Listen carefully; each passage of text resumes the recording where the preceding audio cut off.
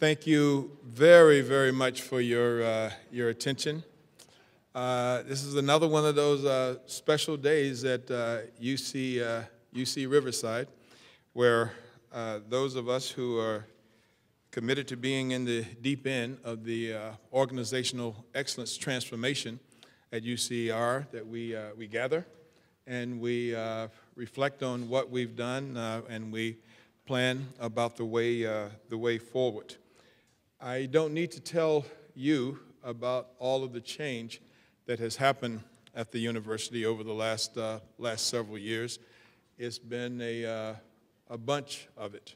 And this is what we decided to focus our efforts on today, focusing on the fact that change is inevitable, and we have a choice about how we respond to that change, and we get a chance to decide exactly what tools we're going to use in order to make that change successful. We have seen some just extraordinary changes over our campus, and I really want to ask the Chancellor and the Provost if they will come and tell us a little bit about their experience with change here at the campus. Everyone knows Chancellor Wilcox and Provost Lanieri. Please. Larive. Hi. Thanks, Ron. I'll be brief. First, I want to shout out to the ambassadors. Could the ambassadors stand up? These are the Organizational Excellence Ambassadors. There they are. Okay, applause is appropriate. Thanks. If you look in the dictionary, ambassadors are representatives or messengers. You know, they're the people that you send to another country to represent your nation in their world affairs. And these people have certainly been messengers and representatives. They've represented all of us, all of you, in a very effective way. And they've also carried the message that we're about changing, and we're about changing in ways that make sense to everyone. But if you've been to an embassy in another country, and I have, you quickly learn that ambassadors do more than just represent and carry messages. They have to run the embassy, they have to do all kinds of other things, and this group has done that as well, including helping conceptualize events like this, so thanks. Ron's right, this is a time of change. Think for a minute, for most of the time that humans have been on Earth, there's been no such thing as the good old days. For thousands of years, people lived hunting and gathering, and one generation, one century looked just like the one before. Then we became agrarian, and we domesticated some animals, water buffalo in one part of the world, and cows in another, horses. I mean, we had our animals.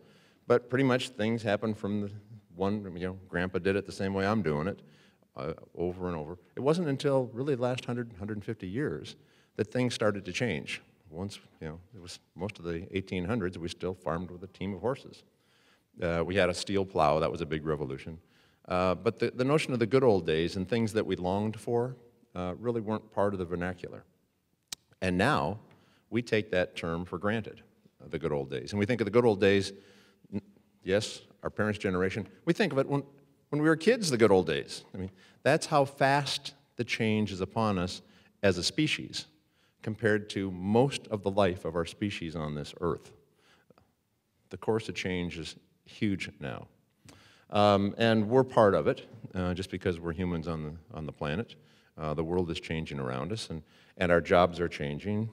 The universities are changing, online courses and genetics, and all the things that have happened in my career, my lifetime. Earlier, Ron was commenting on how people ask him around the state and around the country, how are you guys doing all that change at Riverside? And I think it's worth unpacking that for a minute. The University of California, Riverside can change. I mean, we could paint all the buildings brown or paint them all green. I mean, we could change that way. But of course, we haven't done that. In fact, we haven't, as I've been told many times, we need more buildings. We haven't been building them fast enough. So it hasn't been about buildings. We haven't moved the place. It's the same place it was before. If you came today, it looks a lot like it did 3 or 4 or 5 years ago. So what has changed? Well, what has changed is how each of us behaves. The nature of our work, the nature of how we engage with each other, the nature of how we think about today and we think about tomorrow. I can tell you, if Cindy and Ron and I had done everything in the whole portfolio differently than we used to do, nothing in my office was the same, nothing in her office, nothing in Ron's office, nobody would have said Riverside had changed, right? How many of you have been in my office? Yeah, all right. Yeah, Cindy has. I mean, nobody would have known. It wouldn't have made a big difference, right? And if the three of us had all changed everything, what has changed is everybody has changed. Some in large ways, some in small ways, but in a way collectively that's impossible to ignore. And more importantly, if you were at the town hall Monday, you would have seen some of the evidence of that change. We now, as a university, are leading the country. Not because I did anything different, or Cindy, or Ron, or any one of us, but that we all thought deeply about what we can do, what we want to do, and where we want to go. And we've all changed. We've all changed together. And yes, that's been hard for any one of us to change. You know, if you have to quit smoking or whatever you have to do, that's hard. Change is hard. And to change this many participants at the same time in ways that we share is very, very hard. And it's true, if you try to quit smoking, you'll probably start back up for a while. You know, there are fits and starts. And collectively, we've had some fits and starts. But in the composite, it's an amazing opportunity that we've been given, and all of you have managed it amazingly well. So mostly, I was grateful to Ron to let me come today and reflect on that, recognize that, and thank all of you. Because I know deep in my heart, UC Riverside has always been a great place, but it's so much greater today than it was before we started these meetings, that it's hard to deny. So thank you, thank you, thank you. Good luck on today. Keep change alive. Keep hope alive. Keep change alive. Thanks.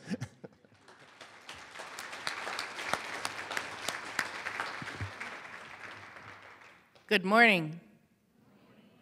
I would like to recognize everybody who's here, because I think you all deserve a round of applause for your commitment and for your participation today. So I think, and I know that you do too, that UC Riverside is a very special place. And I'm so gratified, as Chancellor Wilcox has told you today and highlighted in his town hall, that our university is now getting the recognition that it's due. We have even more opportunity in front of us, and it is only by working together that we can achieve the true potential of our university. But there's, I think, a lot more at stake than just getting recognition. We have such an incredible mission here. Our mission of research, teaching, and service is, I think, unparalleled at any research university in the country.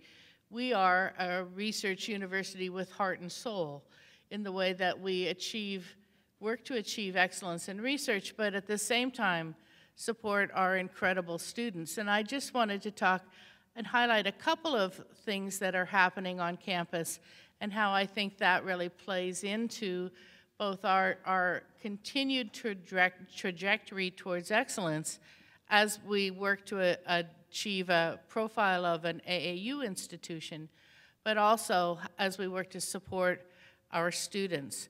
Let's just talk for a minute about our students. You know that they are such an incredible group. I'm an alumna. I was wondering how many of you are alums of UC Riverside? Yeah, that I think speaks volumes to the power of the institution.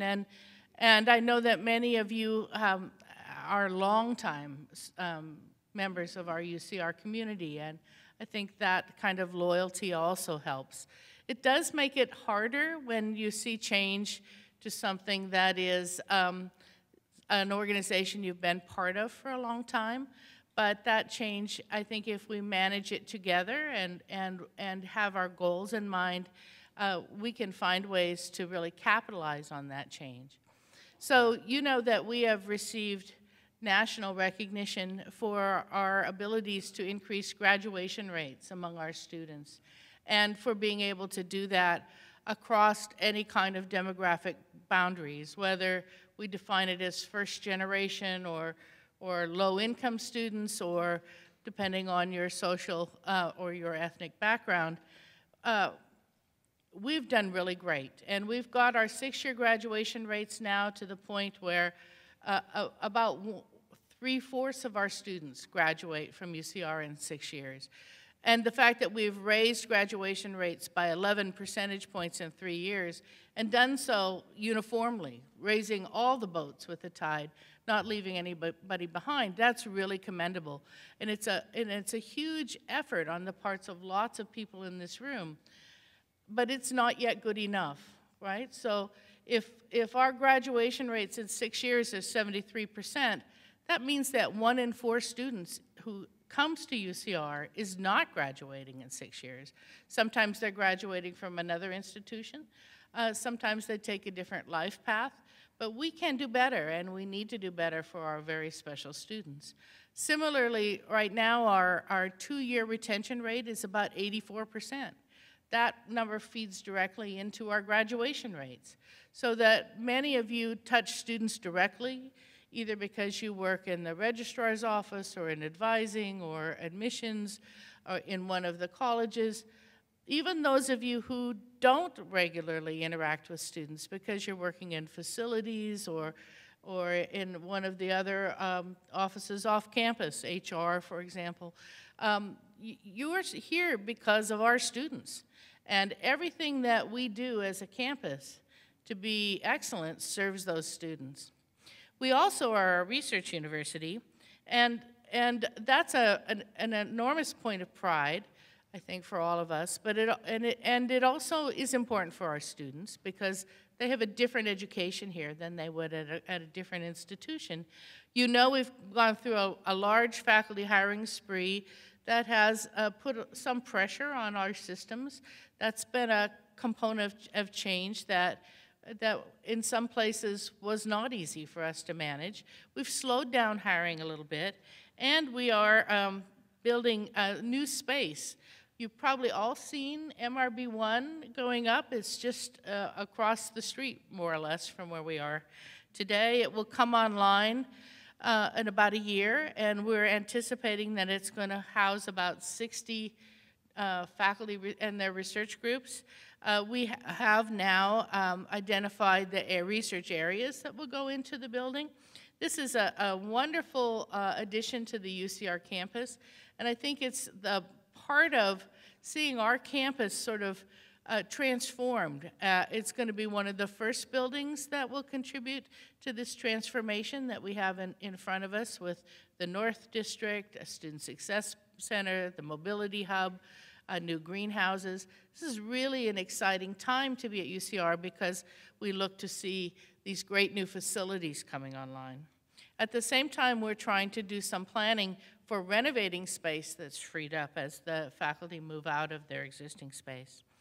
I also just wanted to mention something about our budget model. I'm really proud of the budget model and the work that has been done by the prior provost and vice chancellor for planning and budget, Maria Anguiano, to really work with the whole campus community on developing a new budget. We're seeing the benefits of that budget model, and it is transparent, it is functional, but like many things where we have change, a large change then requires some refinement. We are now in the process of thinking a little bit about making some minor refinements to the budget model in terms of items that might be funded centrally, things like increases to the retirement costs, and we're thinking about doing those modifications by making minor changes to the tuition allocation formula to colleges and the performance bonus pool criteria for colleges. I think that this is will be something that will happen on a fairly regular basis, maybe not every year, but with a budget model, one has, especially one that's performance-based, we probably have to rethink that a little bit year to year. We're also beginning to think about the process for doing budget and analysis. I know Some of you probably have participated in the budget meetings with the budget committees. Those has required a lot of efforts in terms of SLAs and KPIs and a lot of words I didn't know about before I became provost. But we're trying to think about how to get the most value from that process without it being too onerous. So look forward to having input from you on that. I hope you have a great day today. I'm really excited about your program. I wish I could stay for the morning, but I thank all of you for your efforts and what you do for UCR every day. Thank you.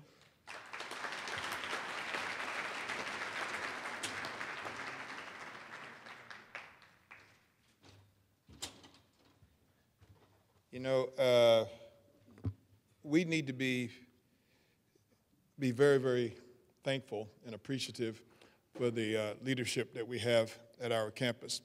What you've just seen is not common at universities throughout the nation.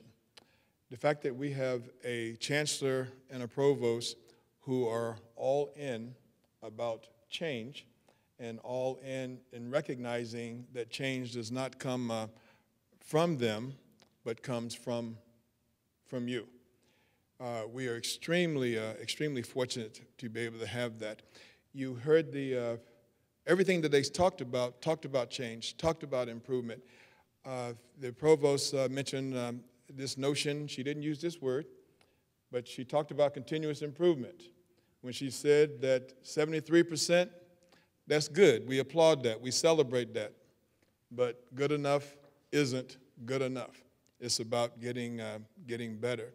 And one of the things that I can tell you from the time that I've been here at the university, we're actually at a really, really wonderful moment. Many of you know the name of Malcolm Gladwell. And Malcolm Gladwell is a very famous author in America, probably and internationally. And one of his famous books is called The Tipping Point. Now, those of you who have been around throughout our journey and our trajectory at this point will recognize that we are moving. You feel things are different. Things are changing. We are approaching a tipping point where everything that we're doing will become increasingly self-sustaining. It's not as hard to push that up that hill, because the hill is not as steep as it was 3 years ago, 2 years ago, last year. We're in a good place. This is a wonderful, wonderful time to be at the University of California, Riverside. Now, we are extremely fortunate today because we have someone who has come to visit with us who has evidenced change, evidence excellence. And how do you know that excellence works? Well, people get to vote with their pocketbooks, we say in economics. People get to vote with their feet, we say in speakers and presentations.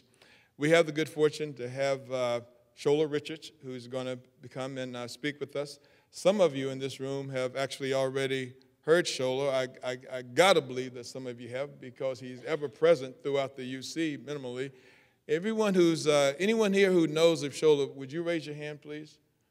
Okay, so we got 5, 8, 9% of the population who has already been indoctrinated. So they will be able to tell you that you're in for a real treat. Shola is the Director of Training and Organizational Development at UCLA Health. He's the author of Making Work Work. He is a leadership trainer in many areas, such as team cohesion, world-class customer service, transformational leadership, effective communications. Huffington Post, most of you have heard about that. Well, he's a regular contributor to the Huffington Post.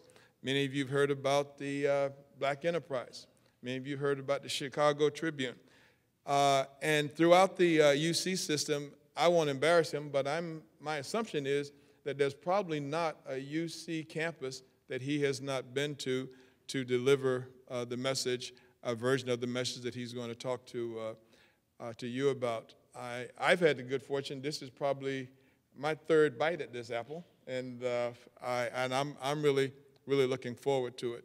So we're going to be having Shola talk to us, and then we're going to have some other good things for us a little bit later on. So with that, let me invite Shola to the podium.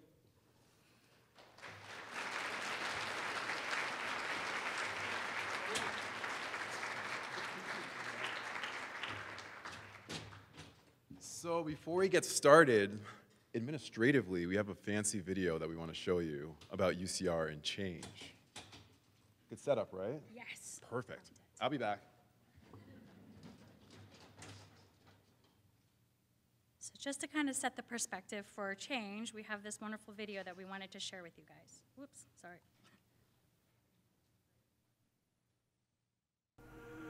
Change. When you think of change, what comes to mind? Sometimes change is bad. It rolls into your life like a tornado and takes away things you didn't want to let go of. It knocks you out of your comfort zone and makes it clear who's boss. But other times, change isn't so bad. In fact, if you think about some of the best parts of your life, chances are something was changing. Some changes we want to happen. Sometimes change is good.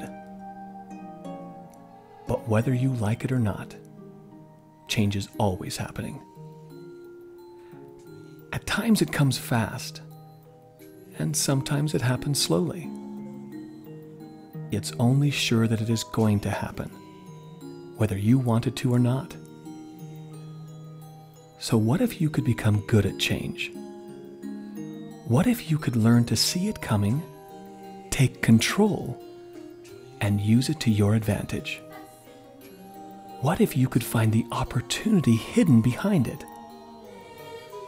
What if you could make change happen when you wanted things to be different? Well, they don't teach change in school, but they should. Because there is a way to see change that can let you take hold of it and use it to your advantage. And there are time-proven skills you can develop that let you deal with change faster and get better results. The change element is just that, fundamental ideas and tools to make change work for you. Whether they're changes at work, in your family, with your friends, or just in your life, you can learn a few essentials that will help you make change your ally. You can be good at change, and change can be good to you.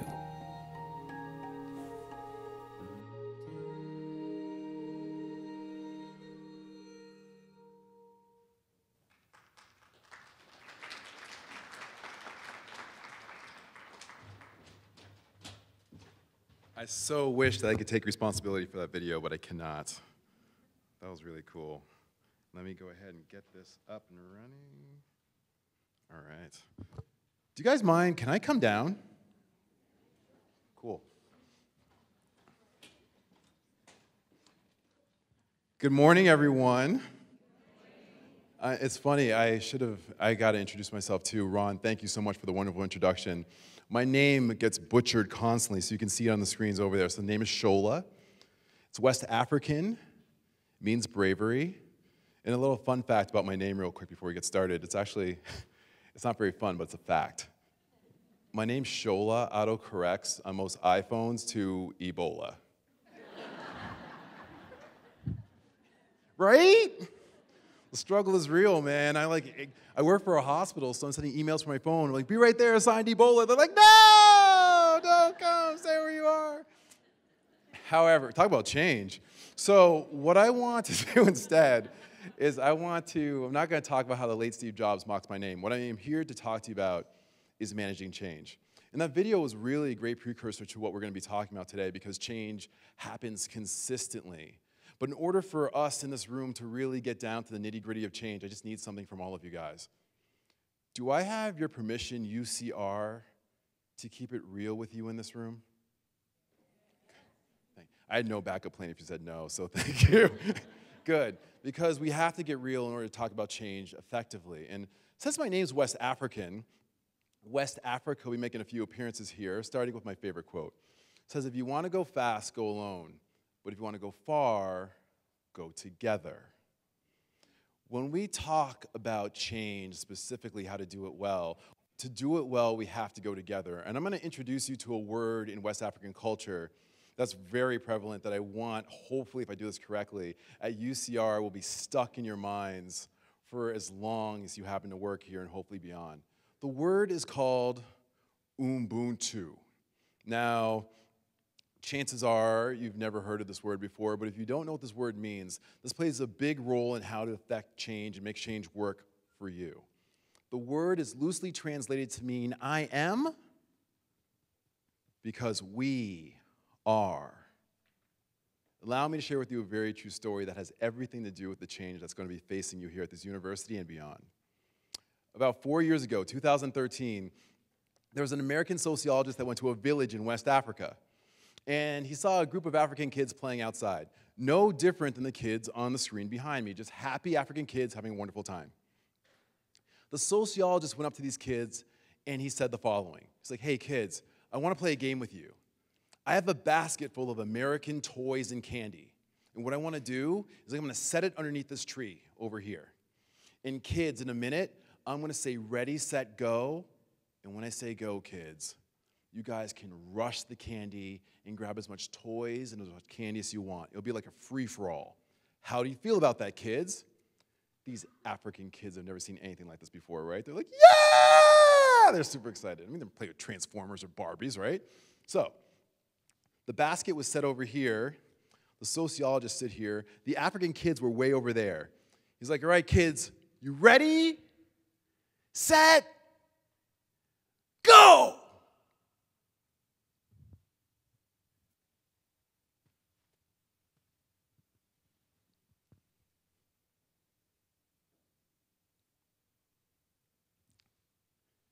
It was in this moment, UCR, that their story began, but most importantly, our change journey together will begin. Because something very fascinating happened when that sociologist said, go. Not one of those African kids moved a muscle, not one of them. They just stood there for maybe about like 5 to 10 seconds. And then eventually, one of the kids got in front of his friends and he said the following. Ubuntu! Ubuntu! Ubuntu! And he stood up tall, and he held his arms out like this. And each of the kids interlocked hands, and they slowly and calmly walked to the candy together. Now, just a little heads up, I have 2 little girls at home, 8 and 6. It is not going down like that in America, trust me. You already knew that. However, what was so fascinating about this story was the sociologist asked the African kid who started this whole movement, what was that all about? And the kid said something so wise beyond his years. He said, listen, there's no way that I can enjoy the candy and toys if the kids who help make me who I am could enjoy it with me. I am because we are Ubuntu. Now, in the spirit of keeping it real, I heard the story and I was super pumped. I heard the story, I'm like, yeah! Let me roll up on some nurses real quick, and I gotta share the story.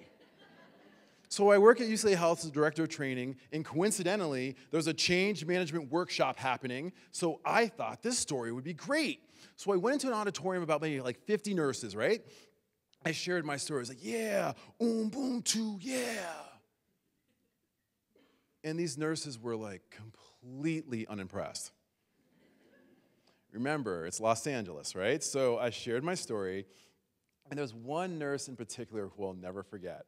She had really long blonde hair, and she kept flipping it when she talked. I'm from the East Coast originally, and in my mind, I had in my mind what the typical LA woman would be like, and it was her. So I remember what she said when she was talking to me, because it was a change management workshop, and I shared my story of Ubuntu, and she raised her hand. She's like, Shola, okay, Shola.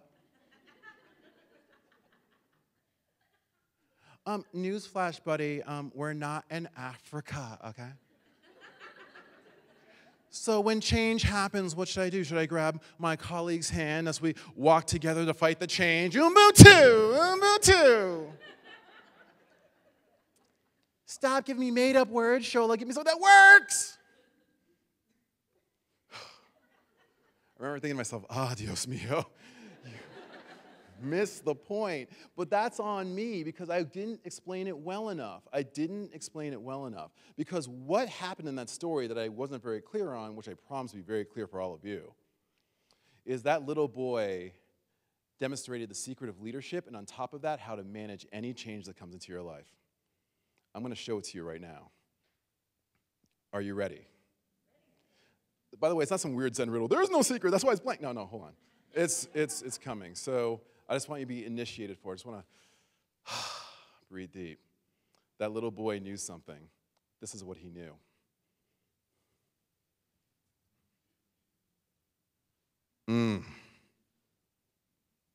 Yeah, breathe that in. What's so interesting and fascinating about this image is that oftentimes we looked at power differently. We think that power is the man or the woman on top, barking out orders and manage change, handle it, just do what you need to do. But the secret is being the person down at the bottom, being a true leader. And here's the thing, you don't need a title to be a leader. If you need a title to be a leader in this world, we're in big trouble. We do not need a title. The good news is we can be a leader from wherever we happen to be, especially when it comes to managing change. And leadership isn't about who has the most followers. It isn't even about saying, follow me. What true leadership is, I will go first.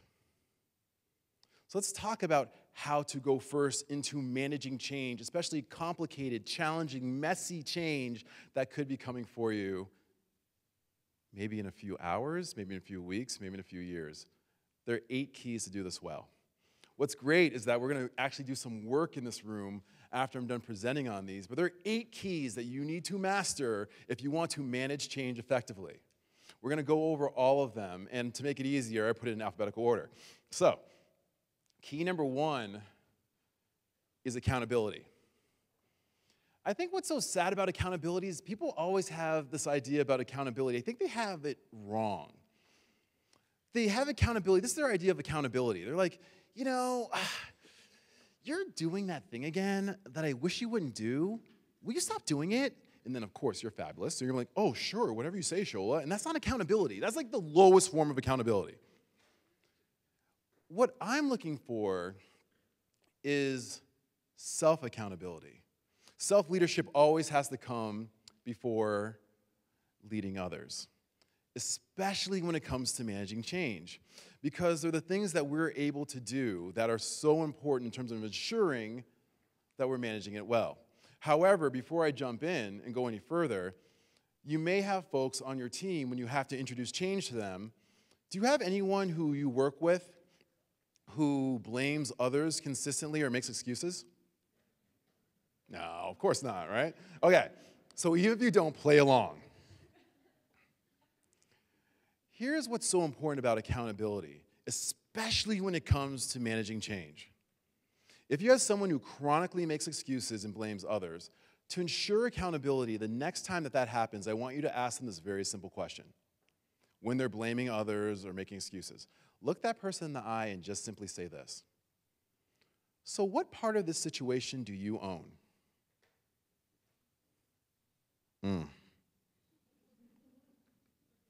What part of this situation do you own? Because when we talk about accountability and managing change, if we're going to be blaming others and not being accountable for the work that we're doing, it becomes so much harder. Thankfully, if you need a way to stay accountable, I have a way. This may sound strange, because I said you need to connect to your higher self when you do this work. Now, let me explain this, because what you thought you heard is what's on the screen. I said you need to connect to your higher self, and what you thought I said was like, oh, something like spiritual, religious, or something like that. There's nothing spiritual or religious about what I just said. I said you need to connect to your higher self. This is actually what I said. Hold on. There it is. Some of you still may be confused. I'm here to help. If you want to be truly accountable, you got to connect to your HIRE self. Do you remember the person who you said you were in your job interview? Yeah, right. Do you remember what you had to say in order to get hired? That person in your interview, that special person, that's your higher self. Can we rewind back to your interview? Listen, all the UCs are very similar in a lot of ways. So I'm assuming that somewhere in your interview process, maybe you're asked this question. So tell me about a time when you had to manage difficult, messy change. How did you make this difficult situation work out for all parties involved? If you got that question, I can pretty much guarantee something. You did not respond to that question by saying this. Difficult change? Difficult people? I ain't got time for that. Got time for that. You know, everyone talks about the change that's difficult around UCR. What about what's difficult for me? Me. No, well, let me tell you my schedule from yesterday. Hold up. 4 o'clock it was difficult. 5 o'clock it was difficult. Drive home difficult. Significant other difficult.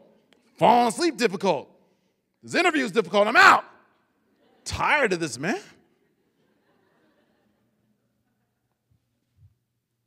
I'm back. You didn't say that. You didn't say that. But you know what you did instead? You tapped into your higher self, the height of accountability. The exact same question came up. You're like, wait a second. Difficult change?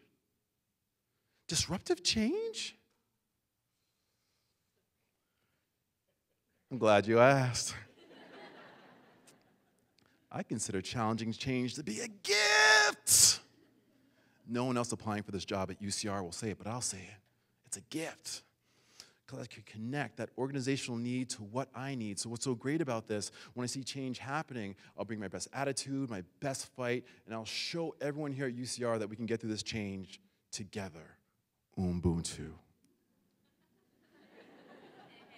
Congrats, that worked out. You're all here. That's great. Here's why this matters. True accountability is staying true to that after you say it. Do you know the number one thing that erodes self-esteem is breaking a promise to yourself? Do you know the number one month for new gym enrollments is January, and the number one month for new gym cancellations is February? You actually look it up. It's crazy. Because people struggle to keep a promise to themselves, especially around making significant changes.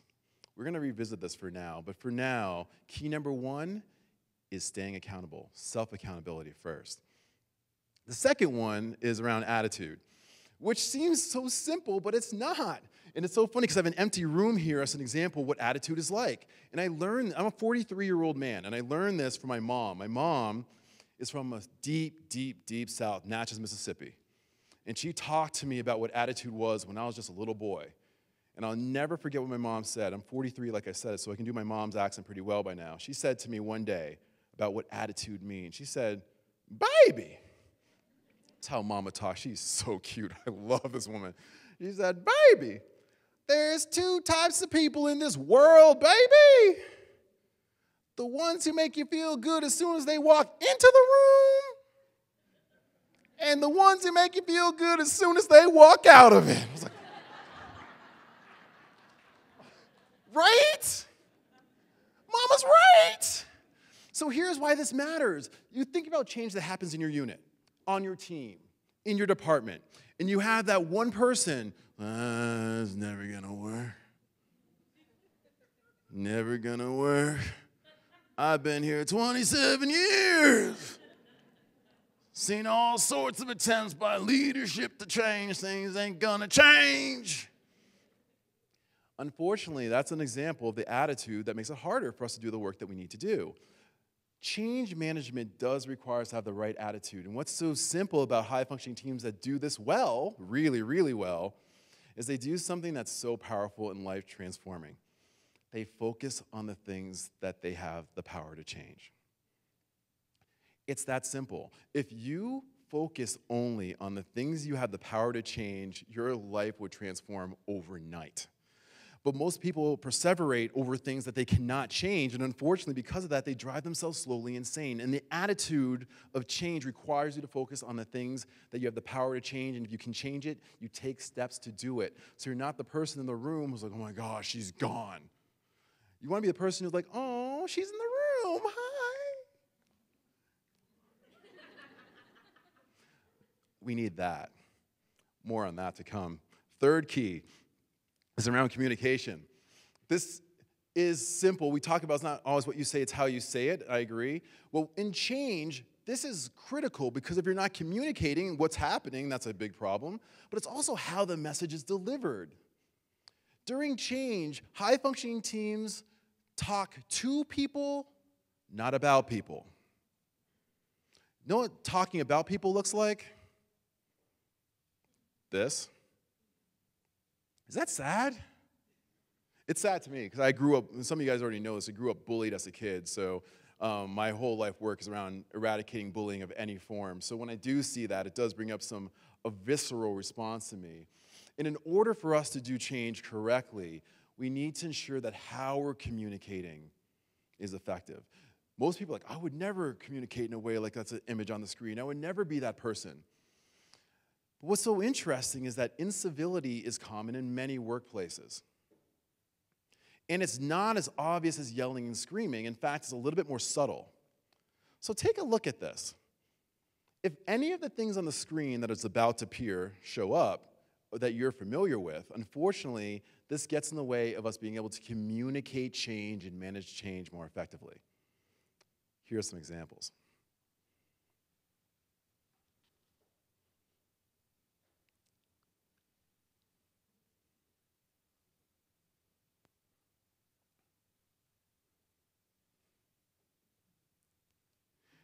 No, it's so funny. So what you guys can't see is that I can see you guys. And I know that, I know that I hit a point when something works, when people are pulling out those cell phones taking pictures of the slides. Like, that's what's happening right now. I was like, yes.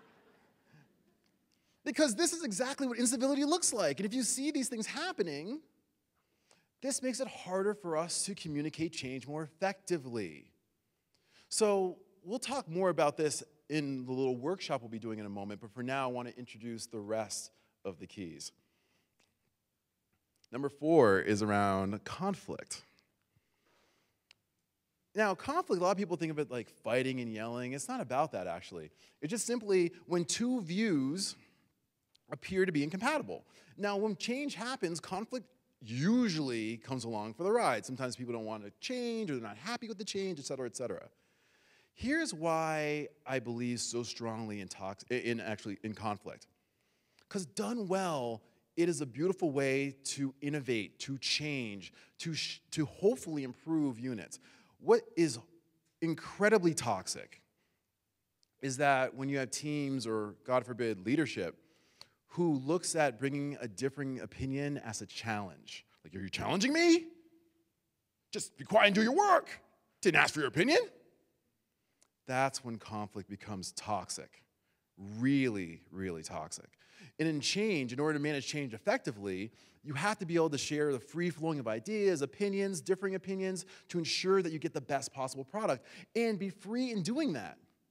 I had an opportunity to visit a team at a university within the UC that must remain nameless. And I was at this UC because they were dealing with some really toxic conflict. And it was very interesting. It was a health center within the UC. And I went to this health center, and there was a group of nurses who were really mired in conflict. And it was bizarre because they were like totally like separated along racial lines.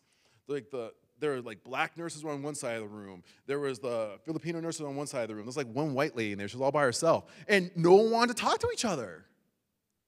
It was horrifying. I went into this room, I had to like exhume the dead spirit of Martin Luther King for a minute just to get people to connect and to manage conflict in a healthy way. What they said to each other in the room is an example of what toxic conflict looks like. One nurse like, you know what? There's a nurse in this room that must go nameless. We had conflict about a year ago, and I'm happy to work with her if I need to, but the real deal, if I can keep it real, I will never speak to her again. Ever. And the entire room was like, mm-hmm, that's true. That, my friends, is what toxic conflict looks like. In change, the need to be able to hopefully end conflict quickly, transparently, and effectively is a sign of managing change in a way that gets things done. More on that to come. 5 of 8, around recognition. Recognition is one of the most powerful tools that we have, especially around change. Sometimes we assume, oh, they're doing a great job, so I need to thank them for that. Like, if they're managing change effectively and have to make some serious changes in order to be able to get through the change, we should recognize that, thank them for it, show them that we notice it. This is a key part of managing change. And it's so simple and free. You don't have to go call HR and make it rain gift cards at your next team meeting. All you have to do is just say thank you. I'll give you an example, because it happened recently. It's a really simple example of what the power of thank you looks like. Back in Los Angeles, I was at the supermarket. Oh, sorry, that's an East Coast thing. The grocery store is what we call it out here. I was at the grocery store, and it was interesting. I was going to the grocery store, and there was a gentleman who was bagging groceries, like a 19-year-old kid. His name was Javier, and he bagged groceries like Picasso would paint. I mean, I just love passionate people that care about their work. And he had $1 million smile, good-looking kid, and he's bagging groceries, right? And it was a very interesting thing that I got to see around the power of recognition. There were 2 people ahead of me in line. There was one lady in line who was like super grumpy. She did not want to be there. She was just miserable and hated every minute of being in that store. Then behind her was a guy that had his Beats headphones on, like kind of ignoring the world. And then it was me. So Javier bags the first lady's groceries with so much care and love. Like, he's making sure, like, Johnny's fruit snacks are not next to the Raid bug repellent, like really thoughtful stuff, right? And he bagged the groceries, and then he handed it to the woman with a big smile. I was like, I kid you not, and I'm not exaggerating. This woman looked at him like, "Rrr!" and snatched the groceries out of his hand and stormed out of the store. I was horrified by this. The next guy's up, but Javier, he was shaken, but he's a professional. So he got back to his craft. He's bagging the next guy's groceries, Mr. Beats headphones guy. Same thing. Storms out of the store. Now it's my turn. I'm looking at this kid, and his shoulders are all rolled over now. His faith in humanity is like seeping through his pores at every second, right? I'm like, I gotta save this kid's life. It's that serious. And he bagged my groceries slightly less enthusiastically than he did for the first 2 people, understandably. And then he gave me the groceries. And I looked at him because I saw his name tag. I was like, hey, Javier. He's like, yeah, how do you know my name? Like, name tag. Anyhow, I wanted to say thank you so much for the time that it took to put these groceries together, man. I know you've probably been on your feet all day long. I want to let you know I appreciate you for the work that you do. This young man looked at me like I sprouted a 3rd eye in my forehead. He's like, it was simultaneously the most beautiful and saddest thing I've ever seen in my life. I took the groceries, I walked out of the store, and I saw him. His shoulders were back. Bass in his voice was back again, and all it took was someone to say thank you. It's so simple, especially around change. When you look at someone, it is the #1 way to increase discretionary effort. For those of you who aren't moved by that story, your left brain folks in the room, let me throw some statistics at you to help. So, more than 60% of employees seldom if ever receive personal thanks. During change, this is a key part of keeping people inspired, letting them know that you recognize them. And even more, 77% of employees said that they would work harder if their efforts were better recognized and appreciated at work. They didn't say that they would work hard. They said they would work harder. So you have the power to get people to work harder just by saying thank you and meaning it. But you have to do thank yous correctly. I see people do this all the time. Hey, last Thursday? Awesome. Like, what the heck happened last Thursday? So instead, being more specific and being more thoughtful about how to recognize others during change is a critical part of this. 6 of 8, role fluidity. I can make this very simple by saying during change, sometimes, obviously, things change, even roles. What role fluidity is, or the opposite of what it is when people say things like, "That's not my job." You guys ever heard of that before? I've never met one person who succeeded in life who said, "That's not my job." I really haven't. And what role fluidity is the need to be able to jump back and forth and do whatever it is to help benefit the change and benefit the team. I'll give you an example. I have to use an analogy, a sports analogy, if you guys don't mind. I'm a huge sports freak. So we're in the middle of football season. So I'm going to give you an analogy that will help. If you don't follow football, don't worry. I'm going to give you some basic things you need to know in order to make this analogy work. There's a guy who has the ball. He's the quarterback. And what he does is he throws the ball to his teammates, who hopefully will catch said ball and run into the end zone for a touchdown, which is a good thing. Second thing you need to know if you don't follow football. There's a line of big, burly men. They're called the offensive line. And their job is to protect, the sole job is to protect the quarterback from the mean guys on the other team who want to tackle the quarterback. That's all you need to know to make this work. I've been watching a lot of football. And for years, and know what I've never seen, what I always see, quarterback sometimes is trying to throw the ball, trying to find an open receiver, and sometimes someone from the other team happens to get past the offensive line and tackle the quarterback as he's throwing the ball. And sometimes the ball's flipping up in the air, and guess what? It lands in the hands of one of these big burly guys whose sole job is to protect the quarterback. I've been watching football for a long time. I have never seen, when that happens, the big offensive line guy gets the ball and is like, "Whoa."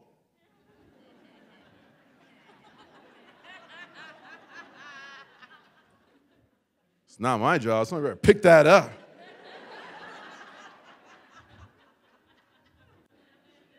No, you don't see that. You know what you see instead? He gets the ball, and he's like, "Oh, man." He's like running. He's a big guy, so he's slow, right? So he's like,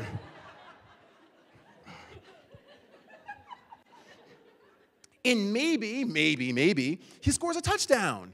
You also, and I've been watching this before, because it does happen once in a while, I've also never seen that guy be like, "Well, clearly I should be the quarterback because I," you know what I mean? What happens is he says, "I'm so glad I helped out the team in any way possible."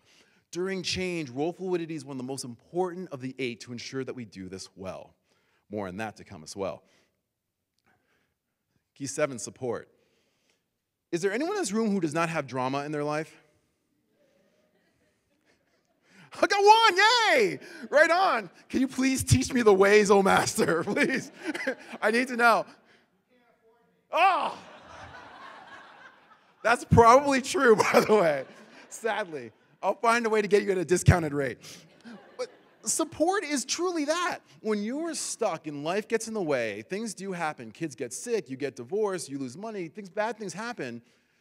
What support is during change is some people struggle with change more than others. And simply just saying, "I'm here to help you through it," is what is key during change management. This is one of the things that a lot of people are like, "Suck it up, buttercup, this is what we're doing." And it's like, well, that's not high functioning. It's about having empathy, understanding this may be easy for you but harder for others, and being able to support them along the way. That's why this key is so critical. And the last one is around trust. Trust is about being the person who you said you're going to be. How many, a lot of people in this room, I'm sure, might not know this, that trust is the highest honor that you can bestow upon another human being. A lot of people think it's love. To say, "I trust you," is literally the highest honor that you can bestow upon another human being. I'll prove it to you. A lot of people think it's love. And love is awesome. I love love. Don't get me wrong. Trust is the highest, especially during change. I'll prove it to you that trust is higher than love. I bet you that there's someone in this room right now who has experienced the soul-destroying experience of loving someone who they do not trust. Yeah. Happens. Talk about time for change. If you're in that situation now, change, get out. Trust is always the highest. What this means is being the person who you said you're going to be, being your word, specifically during change, because there's already a heightened level of anxiety during change. We shouldn't have to also have anxiety around if you're telling the truth or not. These are the keys of what we call Ubuntu, necessary during change. All 8 of these together create the powerful way of making change and supporting change around the spirit of I am because we are. That's the hope, that Ubuntu. If you want to go fast, go alone. If you want to go far, go together. But one thing that I'm big on, because you guys said I could, is I've got to keep it real. So I will. Let's talk about this. Because you're like, man, I actually kind of feel you. Those 8 keys make sense in a perfect world. That sounds great. But man, you don't know about my drama. Besides the gentleman right there who has none. But everyone else, they're like, drama that gets in the way. The things that make it hard. We call this our brick walls. Whatever gets in the way of making change work. Well, Shola, you don't know who I work for. You don't know my colleagues. You don't know how understaffed we are. These are the real things that are legitimate problems that I'm not going to minimize, but we call these the brick walls, the things that many of us in this room can relate to, that get in the way of effective change. There's a quote that I love that helps me with these brick walls. And 2 other things I'm going to give you before we dive into an exercise around how we can make this real. There's a guy named Randy Pausch. I don't know if any of you guys have heard of him before. If you haven't, he was a gentleman. He was a former professor at the University, Carnegie Mellon, excuse me. He had pancreatic cancer, if I remember correctly. And he was, before he died, he had an opportunity to do something fabulous. He did this speech. It was called The Last Lecture. And what he did is he gave this to his students. It was about the meaning of life, because he had little children, and he wanted his kids to be able to see what Daddy did as a professor and give life lessons that he had accumulated along the way. If you have not seen this, do yourself a favor and YouTube this now, not now, because I'm here, but later. YouTube this video and watch it. It is one of the most transformative videos you could see, called The Last Lecture. In this video, he had a quote that I keep up in my office. And I look at this every day of my life when I think about the brick walls that get in the way. If there's ever a reason to pull out your cell phone and take a picture of something, this is probably it. Here it is. This is the quote, and I love this quote. The brick walls are there for a reason. The brick walls are not there to keep us out. The brick walls are there to give us a chance to show how badly we want something. Because the brick walls are there to stop the people who don't want it badly enough. They're there to stop the other people. During change, we need to think about how this affects us and how we can overcome the brick walls. The brick walls will stop some of us, but they do not have to stop all of us. We're going to talk about how to make this real and how we can avoid these brick walls when they come. This quote is one way to do it. So let's talk about some common brick walls before we jump into the exercise. Just 2 ways to keep you on point when you think about this. Let me make sure. Excellent. One brick wall that comes up often is, okay, Shola, I can do this temporarily manage change, but when change is coming at me from all angles, back and forth, it's just too hard for me to keep up with, man. I just get exhausted, and I don't know if I can keep going. This is my brick wall, because it seems like constant change after change after change, and I just don't want to deal with it anymore. And if you're in that place with that common brick wall, I have an answer for you. And I'll tell you how I came to this answer. I actually talked to one of my students, and 3 years ago, 2014, a gentleman came to one of my classes. Now, mind you, if you happen to be struggling with change, or you think I don't know if I can keep going, this will help you. This guy came to my class, and I'll never forget this guy. He was one of those super muscled up guys who was wearing the super tight tap out shirt. You know that guy, right? He buys a shirt from the mall, so he thinks he's an MMA fighter. You know that guy? You know he went to the store, the person, the cash register, hey man, you got the shirt in extra medium, bruh? Want that super tight, bruh? Anyhow, that guy. So he came to my class, and I'll never forget him, because he stood up in my class. Now, this class is on customer service. Keep that in mind. He said, Shola, Are you telling me that I gotta offer quality customer service to my patients every day?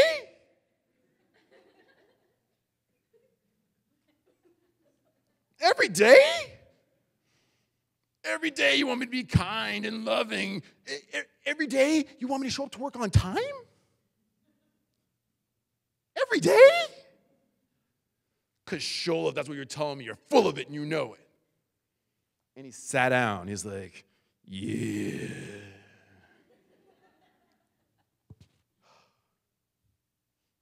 I'm a teacher, man. That's what I like to do for a living. So I wanted to help this young man who was clearly lost. So what I wanted to do for him, I wanted to give him a lesson that would stick with him. And I found the way to get through to some of these folks are to make them think that you're on their side and then the last second pull the rug out from under those dudes. Never fails. It's amazing. So I was like, hey, man, no, of course, you don't have to come to work on time every day. No. Care about your patients every day and offer great customer service every day? No. He's sitting next to like the cute girl in class. He's like elbowing her. Look at him, he's validating me. And she's like, ew, don't touch me. And at that moment is when I got him. I was like, no, man, you do not have to do this every day, but guess what? You do have to do this just today. That's it. Just today. Oh, well, when tomorrow becomes today, just today. 3 weeks from now when we finally get there, that's a while from now. And that date becomes today. Just today. He looked at me like, oh man, he got me. I was like, yeah, I did, bruh. But here's why I want to share this with you, especially managing change. Like, I don't know if I can do this. It's going to be so hard. I don't know if I can keep going. And I'm always saying, who cares? Tomorrow's not here yet. Focus on what we can control, which is just today. And here's the real kicker. Why focus on tomorrow? Because no one in this room knows if we're going to make it. How many more reminders do we need in our media and our lives to know that tomorrow's not promised to any of us? Change is all we have in this moment is to master this. And if we master this, we're good. I'll give you an example of change in my life. 5 years ago, I used to drink 5 Diet Cokes a day. That's disgusting. It is, it's gross. That's a really over-the-top habit, or addiction, more like it. But one day, I was like, I wanted to make change, and I applied this methodology. So 5 years ago, I looked at myself in the mirror, I was like, just today, I will only drink 4. Look, man, you gotta start somewhere, right? So I was like, just today, I was drinking 4. And I did that for about 6 months before I had the guts to say, just today, I'll only drink 3. 6 months after I said 4. Later, I said 3. About 3 weeks later, I said I'd only drink 2. Just today, I'll only drink 2. A week later, I said, just today, I'll only drink 1. And then, the following day, I said, just today, I will not drink 1. And for 5 years and counting, I have not had a sip of a Diet Coke. And I replaced it with green kale smoothies from my Vitamix blender. What?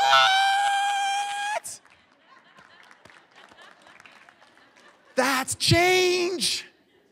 So here's why this matters about this just today stuff. No one's asking you to do the right thing forever, because that's ridiculous. You can't do it. But you can do the right thing just today. You can do anything till you fall asleep tonight. Anything. Someone came to me, hey, Shola, can you be positive forever? I'm like, no. But I got it today. So do you. Whatever change you need to change in your life or manage in your life, just focus on doing it just today. The second barrier, before we jump into our exercise, which is common around change, is this feeling of that you might not be making a difference. Or specifically, that you're too small to make a difference. Like, I know this change stuff, but like, I don't know what's the point. This change is not gonna make a difference, so why even bother? It's still gonna be the same stuff. Why even bother changing in the first place? It's all gonna be the same. I'm too small to make a difference. If you're thinking that, let me share with you this one last story before we jump into the work. I have to share this with you because it's important. I grew up as a kid, and I don't know if any of you in this room can relate, and I actually really hope that you can't. I grew up as a child bullied by other kids quite a bit. And I don't know if you can relate to being bullied, but it's a pretty soul-destroying experience where you start believing that you don't belong in any room that you walk into. And I wish there was something that I could tell you now, that you belong in any room that you walk into here at UCR. Every single one of you should know that. In fact, I'll take it a step further. You belong in any room that you walk into, period. But in the time when I was struggling with bullying, I didn't feel that way. I didn't feel important. I didn't feel like I belonged. I felt like a freak. And I was bullied for 2 reasons. One, I grew up with horrible teeth that would not stay straight. They would not stay straight at all. They would not. Straight now, though. Years of brace as a kid and again as an adult finally got them under control. And secondly, I grew up with a speech impediment. Like, how did I get in this line of work, right? So I stuttered quite a bit. I'm not quite over it, by the way. It's not like it goes away. It's not like it's magic or something like that. I have to get to a point where I'm so freakishly focused on each word that I'm saying to ensure that I don't fall back into it. So if you're wondering, like, why does he always talk? Because I have to. It's a way for me to get through it. And some people who are bullied do one of 2 things. They become the bully themselves, or they're freakishly focused on making sure that no one else gets bullied. So the latter is me. I consider myself to be a kindness extremist. Yeah, I said it. Do you know what my nickname is at UCLA, what they call me? They call me Brother Teresa. It's my nickname. There it comes, spreading his kindness and positivity. Well, yeah, because it matters. But here's the one thing, being bullied, I also felt that I was too small to make a difference, that any change that I made in my life wouldn't be worthwhile. But I learned a lesson from my father that I want to share with you before we do the work. I already talked about my fabulous mom, but I've not talked about my equally fabulous dad, who's been married to my mom for 47 loving years. They're like the best example of human love I've ever seen. They hold hands on walks, they kiss, which is gross. It's cute, they love each other. My dad is from a small country in West Africa called Sierra Leone. Have you guys ever heard of it before? Oh, Riverside, so worldly, love it, cool. All right, for those of you in the room who are too geographically challenged to know where that is, have you ever watched the Disney movie The Lion King before?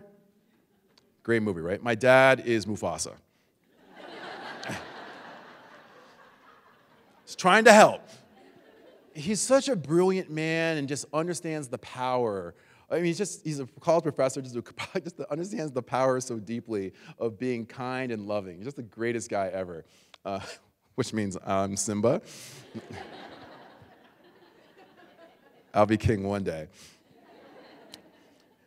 I remember one thing that I thought about when it came to change that my dad taught me. One day when I was coming home from school when I was 14 years old, after a day of being horribly bullied, I'll never forget this. I came home from school and like, Dad, I'm too small to make a difference. I'm done trying. Every change doesn't work. I'm done. I give up. I'm too small to make a difference. And I went to my room and I slammed the door like a punk. I sat in my room and I marinated in my teen angst. That's what teenagers do, right? My dad called out to me in a voice I can do pretty well by now. He said, Shola. Y'all think I'm playing. That's how Dad talks. He said, Shola, come here, boy. We need to talk. So I came in the room, like, Dad, what's going on? Shola, you said you're too small to make a difference. Is that correct, boy?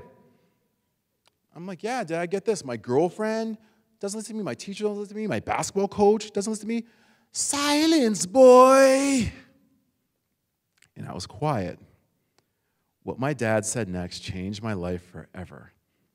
And he's very theatrical when he talks. He uses his hands a lot. He's like, Shola, whenever you think that you're too small to make a difference, try to fall asleep with a mosquito in the room.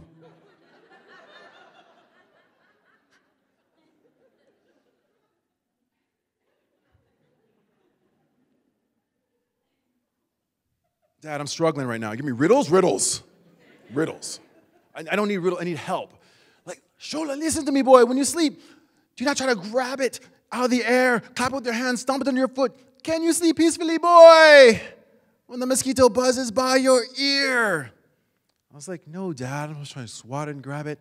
See, Shola, even though the mosquito is small, it knows it can make a difference on things far greater than he.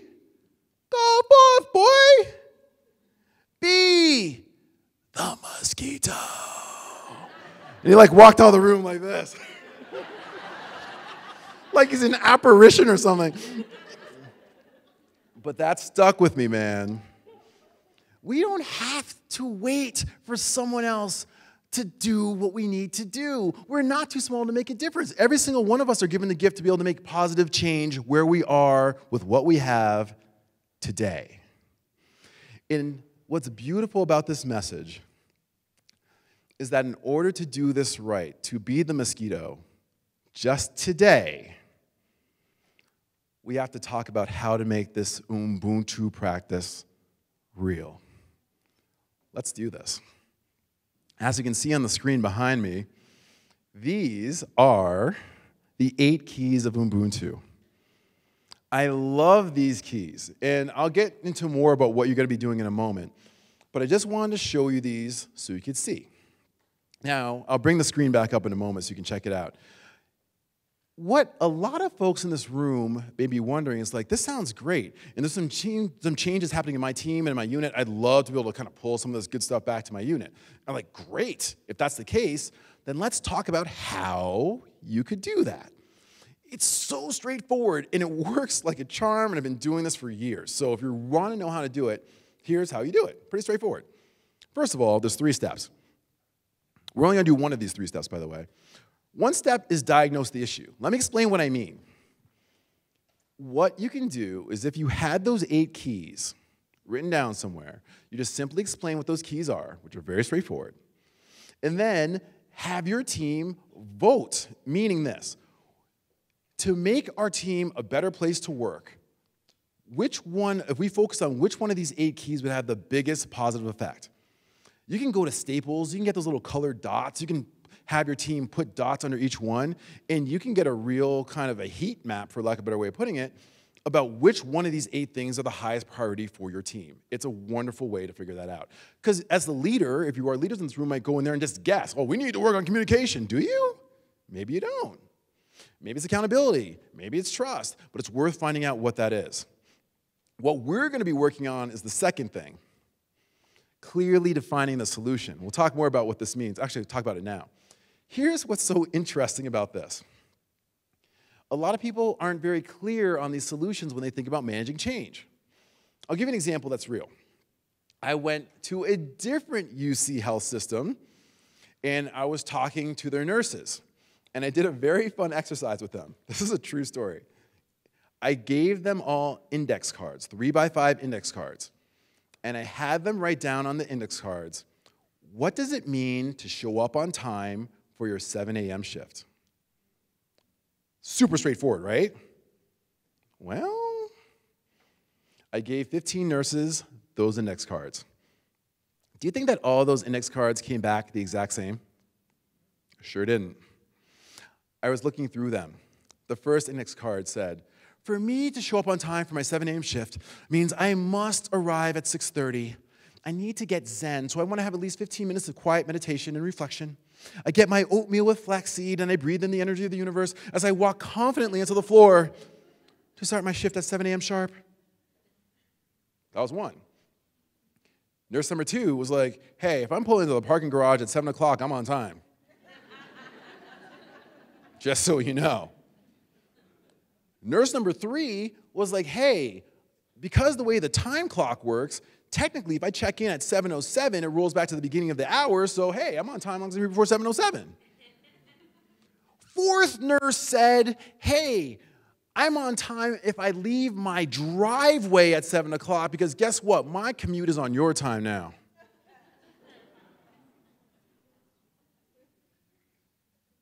Now, before we vilify that nurse, she had only previous job she had before becoming a nurse was working for a home-based business. And her boss at the time was like, hey, your commute is our time, so leave your house around 8 o'clock. Unless you're on the road by 8, that's our time. We'll pay for that. So that's all she knew. Here's why the story should horrify you. What we do often, we have team meetings like, hey guys, I want all of you to show up to work on time. And everyone's like, gotcha, boss. And they go and they do what they believe it means to be on time. What we need to do is be more specific about what it means, in this case, to be accountable. What does it mean to have the right attitude? What does it mean to communicate well, manage conflict well, offer recognition, have role fluidity, create support, and then trust others? What does that mean specifically? We'll get to that in a moment. And after you clearly define the solution, ideally, we should be reinforcing it consistently through messaging, email, et cetera, et cetera, et cetera. But we're going to focus on number 2. So here's what I want you good folks to do. And by the way, the OE ambassadors, I don't need to stand up again, but for you guys, thank you for setting up the room. I didn't get a chance to thank you earlier. Wherever you are, thank you. You guys are awesome. You guys killed it, so I appreciate you. Can we give them a round of applause, please? Super helpful, made my life a lot easier, so thank you. What we see, or what you see, on the center of your table are numbers. And in fact, I'm going to have this slide up while you do the exercise, but I'll come to the slide in a moment. But for now, just keep this in mind. You should have a big sheet of white paper and a smaller sheet of white paper with a number somewhere on your table. Depending on your number is which one of these 8 characteristics you're going to be working on. It's very straightforward. If you have number 1, you're going to be focusing on accountability, and I'm going to tell you what that means in a moment. Number 2 is attitude, 3 is communication, 4 is conflict, 5 is recognition, 6 is role fluidity, 7 is support, and 8 is trust. You do not have to do anything just yet, but just know that you just have to know which one, what your number correlates to on the screen behind me. Now, with that said, here is what you're going to do. Let me get past this slide real quick. You're going to really try to answer this question. In order to effectively manage change, what can we immediately start or stop doing to improve, and then you insert your word. Let's say accountability on our work team, or attitude on our work team, or communication on our work team. But specificity matters. You got to come up with something. So like, gosh, for communication, just be nicer. That'd be great. What does that even mean? That's not specific enough. For communication, something that can be really good around change is that, or better yet, for accountability, I will not leave work for others that I'm more than capable of doing myself. Those things, more specifics around how to make this real. Because what I want you to do is just come up with one way that you can use one of the 8 characteristics of Ubuntu that's assigned to you to make change better on your work unit. And I want you guys to work together, your table to work together. The purpose of this is you're going to try to answer that question. And I'm going to be roaming around, by the way, in case you're like, hey, I forgot what that meant, or I don't know what role fluidity means, or whatever. That's what I'm here for. I'll go around. I'm still working. I'm still on the clock, man. I'm not going to grab a seat. I'm moving. So what I want you to do as a table, to recap, you have I'm going to go back again because I want you to see it, your assigned characteristic based on the number that's on the center of your table. You should know what it is now because you can see it. Now that you have it, what I want you to do is to answer this question. In order to effectively manage change, what can we immediately start or stop doing to improve, insert your word, on our work team? And just one per table, because what we're going to do is report out after 10 minutes of working on this. Any questions about what I said or what you fabulous men and women will be doing next? Awesome. Vámonos! Okay, everyone. So, let's talk. I want to see what y'all came up with. Ooh, we'll get to that later. So, I'm a very, very, very simple country kid from the East Coast. So, to make sure that I don't get confused, I got to go in order, if that's all right. So, here's how this is going to go down. We'll go in order because there's quite a few people who had accountability, attitude, et cetera, et cetera. So, just a show of hands, which tables had accountability? So there's one. Okay, we just need one person from each table that has accountability to just share what they came up with. And some of you guys came up with a lot, which is amazing. And I'm not mad at y'all for doing that. If you can just focus on like your top theme, just for time to ensure that we get through, the top thing that you wanted to share, that would be amazing. But you're going to keep this list, of course, and bring it back. But I want you to focus on your top thing. So, back table over there. You guys have a table? Ellen, hey! How are you? How are you, Shola? Long time no see. I got to get a hug later. Okay. Okay, cool. Carry on. All right. So we discussed starting by defining your role to your team. So making sure that everyone has a clear understanding of how you understand your role. And then it gives you an opportunity to take in feedback from other people and be like, oh, what about this? I thought you did that. Or, so just being transparent, sharing. And then we also said that's a way to take ownership of your responsibilities on your team at the same time. And then it also gives you opportunity to be vulnerable, to kind of ask questions or say like, hey, I need help in this area. And also taking risks by acknowledging if other people, if you're like, hey, I think you might need help in this, or how can I help you do this better or change? So just taking those risks and being vulnerable with each other is really important. Awesome, Ellen. Guys, can we please give a round of applause for the team? Thank you. It's just that simple, friends. Anyone else? Who else? Another table that has accountability right here. So could you please, whoever are subscribed, just say your name, where you work, so we can have that UCR connection, and then share like one of those powerful things that you had. My name is Jocelyn Ngima, and I'm the Senior Director for Space Management. Right on. We also had accountability. And very similar to the back table, we came up with a whole bunch of elements that allowed us to derive this sentence in answering the question. So the sentence states, by promoting positivity and ownership of the solution-finding process that allows for mistakes and encourages everyone to express themselves openly. Oh, that's amazing! And I love that problem-solving aspect. I mean, if you want to change your work forever, be a problem solver, not a problem pointer. You know the problem pointers? Some over there should be fixed. Fix that over there. But being a problem solver, that was brilliant. Thank you, the three of you ladies. That was wonderful. Well done. Who else has accountability? Is that it? Oh, way back there. Hi. Don't be scared. That's how my mom would talk. Don't be scared. Okay, so we came up with similar points. My name is Rhonda. Hi, I'm the Assistant Director for Student Business Services. Hello. Hi. So to immediately start or doing to what we can do to improve accountability on our work team, one of the things that we came up with to understand your role. So you need to know that so that you can be accountable. You don't know what you're going to be accountable to if you don't understand your role. So that's a huge step that seemingly a lot of people seem to gloss over because, if you don't have that step, then any role will get you there. You got to know where you're going, so that's a huge point. Thank you so much. Round of applause again. Where are the rest of my accountability folks? You are accountable. Sorry. Perfect. Hi, I'm Chris Hoyne, work Auxiliary Services. Nice to meet you. Nice to meet you too. So we came up with a whole list of stuff because we couldn't stop making ourselves accountable. But we'll just focus on the one. So I think one of the more concrete ones was attach names to action items. Oh, I love that.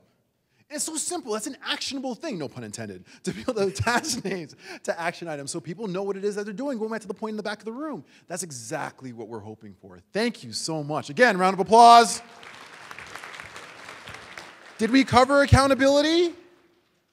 Let's move on to attitude. Attitude. Oh, way over there. I see you.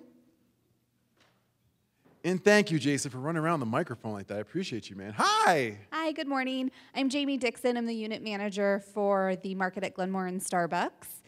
And ours was attitude. We did come up with a really long list, so kind of paraphrase. We really focused on making sure that we were being authentic and role modeling verbal and nonverbal cues appropriately, as well as focusing on what you can do, not what you can't, and assuming positive intent. Ooh. So making sure that we're always trying to look for the best in others and not always focusing on the negative. That is huge. Thank you. Round of applause for that. That was fabulous. Assuming positive intent is a big thing. Thank you for that. More attitude, folks. A couple more. Oh, there's one in the middle. Oh, it's coming. I'm Jamie Holland. I'm the Interim Director for School of Medicine Academic Affairs. Hi. And, hi. Ours is, we're going to focus today to be positive. Saw what you did there. We're going to acknowledge, we're going to be open-minded to others' ideas. Also accepting, we all know that we may come in and have an issue, personal issue. We have to be understanding and accepting of things that may be going on in someone's personal life. And to be respectful with our interactions among each other, and supportive of our team. Thank you for that. You guys are killing it right now. This is amazing. Round of applause, please. Sir, the microphone is yours. Hello, I'm Nick. I'm one of the senior public events managers here at the Hub. We actually had a long list, but the main theme was focus, which seems to be a running theme around the room. But it's really to focus on your decisions and your environment that's happening. Just taking that time to really think about what you're doing at that moment and how that's affecting everybody else along with yourself. And then the environment that you're in, because that definitely changes things, whether you're in a toxic environment or not. So those are the two key things, decisions and environment. Thank you so much. A great round of applause again.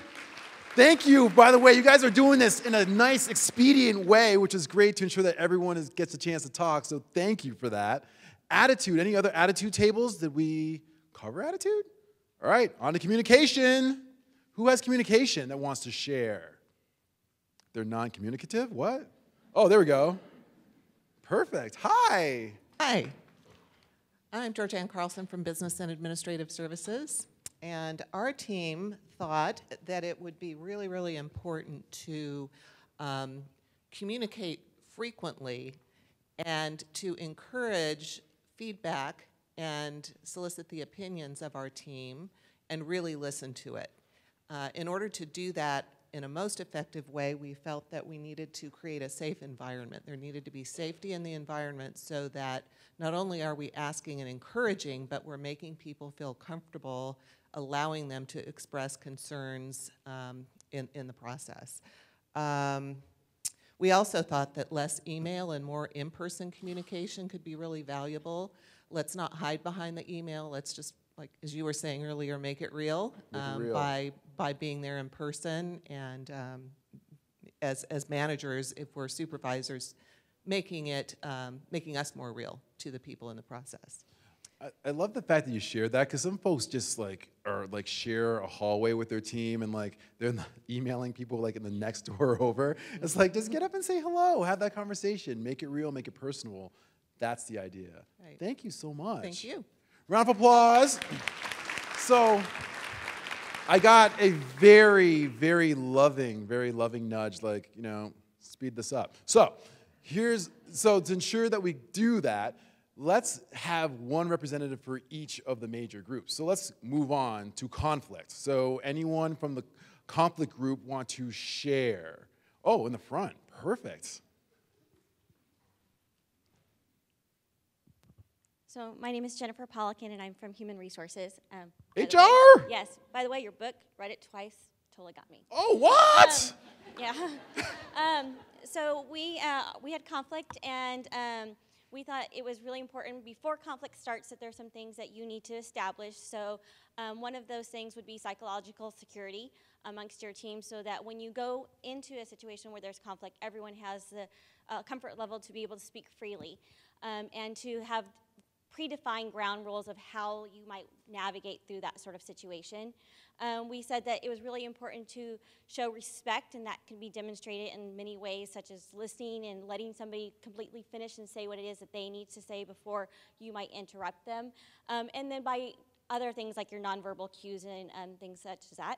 And really to really address the conflict as being a shared ownership. It's a team issue that you're trying to resolve. It's not one person's issue. And so that if we're all contributing to the resolution for that, then we probably will come to finding a solution for that conflict sooner. That's so brilliant, and that's the whole point. Thank you. So I get very excited. I can't help it. But that's the wonderful idea, is a shared responsibility. Conflict is not just one person's thing. Well, going back to the earlier point around accountability, what part of this do we own to ensure that we can fix conflict? Thank you. And if you need me to sign your book, have a good one. Thank you so much. Round of applause, please. That was fabulous. Moving on to recognition. We're good. Good morning, everybody. My name is Susanna Roddy. I am part of Enrollment Services financial team. And we had recognition, and a couple items that we identified is, again, providing positive feedback, recognizing the team's talent, encouraging our employees to self-recognize some of their outcomes for the week, the month, or whatnot. And then also having a strategic goal, and again, tying the outcomes to those strategic goals and see how it's been effective and it has been elevated. And then also allowing our team to, be able to fail at times and then be able to give them positive feedback and see what we can do to correct those situations. Perfect. My God. I'm sorry. I do this a lot, but how you guys are doing this and the level of thoroughness that you're giving in your answers is fabulous. Thank you so much. And the rest of the table, of course. Round of applause. Let us jump to role fluidity. Who has that? Perfect. There's a gentleman over here. I see you. Hi, Eric Martin from Information Technology Solutions. Hello, Eric. Good morning. Our table looked at role fluidity, and we felt that there were several ways to improve it. The first is to encourage and reward the stepping out of roles or comfort zones, and let that be rewarded. Promote it. Promote the teamwork that comes from that. We also mentioned collective pride and there being a we rather than an I, and also rewarding that. And lastly, cross-training might be a way to sort of help people sort of spread themselves out a little bit and encourage role fluidity.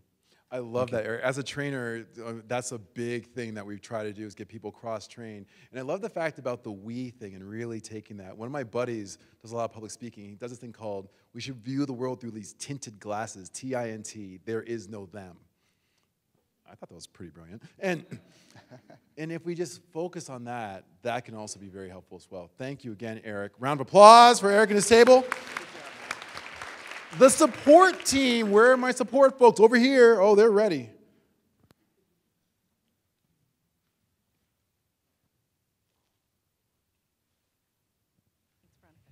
Candace Gruber with Technology Services and an OE certified trainer. Glad you're all here today. Ours was support, and the number one piece we picked was creating a safe environment, asking questions, listening to understand, making sure it's okay for people to ask questions. That includes for onboarding within the department level, assigning a mentor so that people come on and they're not sure where things are or how to get around campus or where to find things. So that's very important. All of those things contribute to a safe environment. Perfect, Candace. Gosh, again, round of applause for the table over there. Very well said. The safe environment matters quite a bit, which leads us perfectly to trust. Our final one. Who wants to represent trust? Oh, right there. Perfect.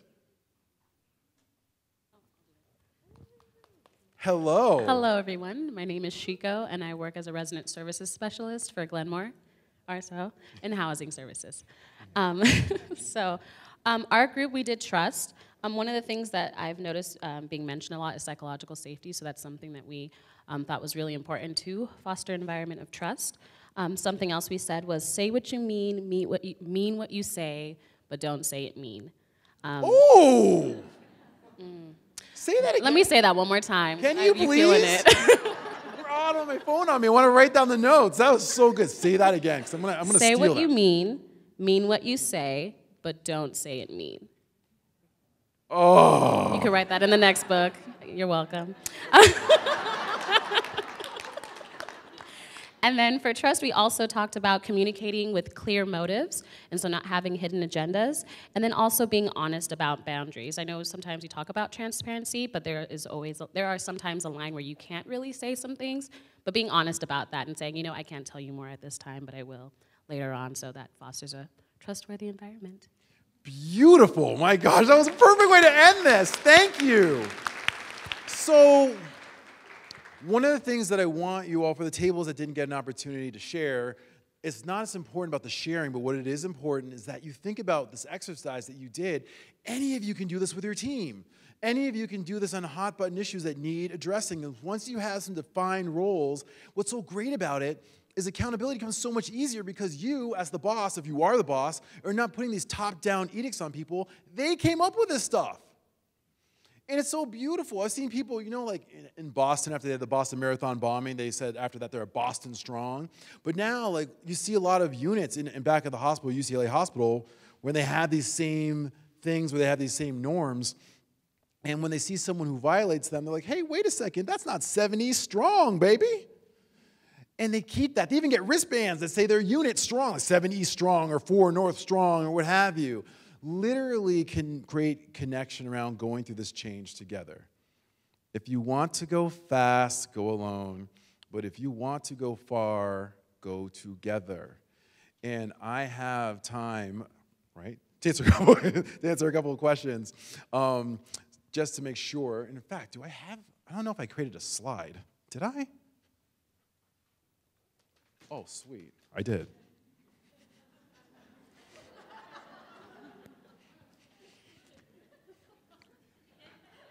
All right, look, I wanted to be a magician when I was a kid, and it didn't work out. So, like, I try to put, like, magic into my presentations. It makes me feel good. It's a childhood thing. Okay. Questions. Are there any possible questions that I can answer? Because I got to keep the show running on time, because I do not want to get you all off track. If you have, and by the way, if you're like, I don't want to ask a question from the group, which is totally cool, if you want to find me, I'm a pretty easy guy to find. Anyone, the fabulous Michelle Elrod, where is she? There she is. I mean, she has my info. She knows how to find me if you ever need to reach out to her. She's over in organizational development and training, of course. Kim, Elaine, is also over there, her boss, who also knows how to get a hold of me as well. So reach out to the training team if you're like, hey, I want to get a hold of that guy. What's his name? Shiloh? Shola, by the way. Happy to answer your questions via email if you want to. But since I'm here, before we go on break in the next 5 minutes, are there any questions I can possibly answer? Please, oh, perfect. So one dynamic I see commonly in change is when you got new folks coming in, and I'm going to use some stereotypes here. Please, please. But they'll come in and they're like, oh, we need to change everything, you know. And then you got the folks who've been there a while, and they're like, well, we tried that back in '75, and that doesn't work, right? And that's your common dynamic that I see. And it strikes me that in order for effective change to happen, those groups they need each other. They got to work together, because the folks coming in don't necessarily have the deep level of insight. That's right. And yet they're the catalysts. So how do you help those groups? What are ways to help, as units are going through change, help those groups work together rather than against one another? That is such a great point and such a great question, and there's 2 ways to come about it. And in fact, in a way, you almost answer the question that you asked, because part of it is getting the folks who are brand new to be like, we got to change everything here. This is not going to work. When I was at my previous organization, but you're not there anymore. You're at UCR now. So we do things, this is how we're going to do things. But what is important about this is having that conversation with the newer folks and say, hey, let's get a lay of the land. Let's talk about what's going on here so understand why we do these things. It doesn't necessarily mean that we need to stick to these things, but just a deeper understanding of why we do it. On the flip side, and more of a challenge, to be quite honest, are the ones who have seen it all. Oh, I remember the strike of '81. I remember that I was there for that. You know, in those situations, you do have to have a deeper level of empathy to ensure, like, I know you've seen quite a bit. But here's the one thing to keep in mind about folks who come with these predetermined views. All advice is autobiographical. meaning that all they can do is give their feedback on what their experience is. If they say that would never work, they're not saying that would never work. They're saying, I don't see how it could work from my vantage point. So what we have to do for those folks is to give them a wider net and talk about, hey, wait a second, well, there's other ways that we can do this. I know it hasn't worked in experiences that you've seen, but we can't shut out the possibility that it could work. This requires conversation sometime after conversation, and ideally bringing both groups together, similar to what we just did at our table, to have more robust discussions around this so that we can hopefully bridge the gap slowly until we're finally at a point where we're together. What's your name, by the way? I'm Andrew. I'm the campus ombudsman. Hey, Andrew. Thank you for that question. That was fantastic. Did that answer your question? Yeah, great. Thank you. Appreciate that. Thank you for the question. Any other questions I could possibly answer? Oh, there's a lady over there who would like to ask a question.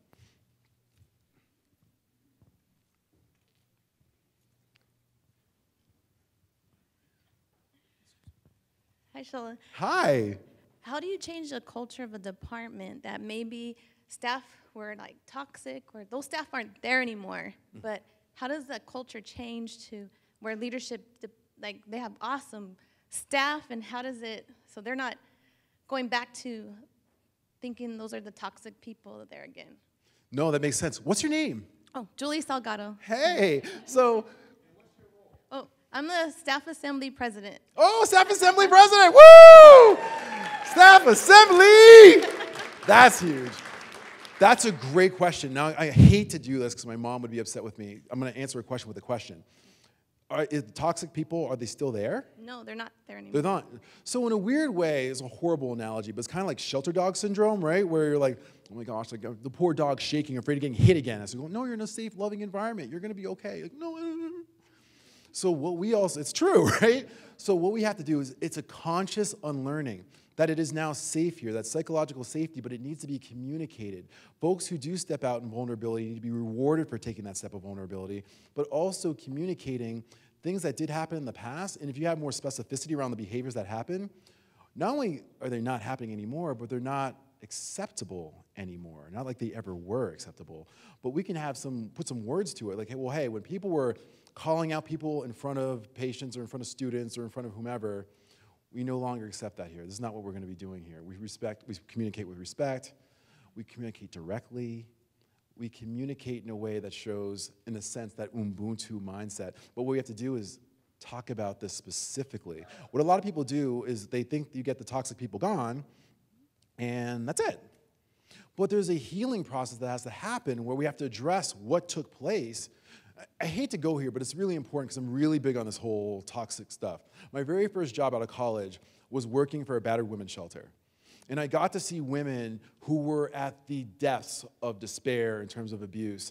And even though they left their abusive spouse or their abusive significant other, they were safe in the environment that they were in. There's still that feeling of brokenness of, I did something to deserve this, or I am in this situation because of something that I did. And so we had to let them know and relearn that no, you do belong in this room that you're in, you are safe, and most importantly, it's different now. But without that conversation, and that's why these shelters are so important, because these folks who work there have those conversations to help them. But oftentimes at work, we don't do that. We just let the toxic people go and think that magically is going to be fixed. But without taking the time to repair it, it continues on and on and on. And it's up to us to have a conscious conversation about it. Thank you for asking that. Thank you. Appreciate you. So apparently, Ron's giving me a sign. He's like, I'm stepping on stage. That means, I know what that means. So I want to honor you guys for your time, and thank you so much. Please reach out to me. Don't be a stranger. I am here for you if you need me. I'm just 60 miles west in Los Angeles. I'll make the drive, man, on the 60 to the 60, right? That's it, I think? Yeah, that's it, right? So thank you, guys. Ubuntu!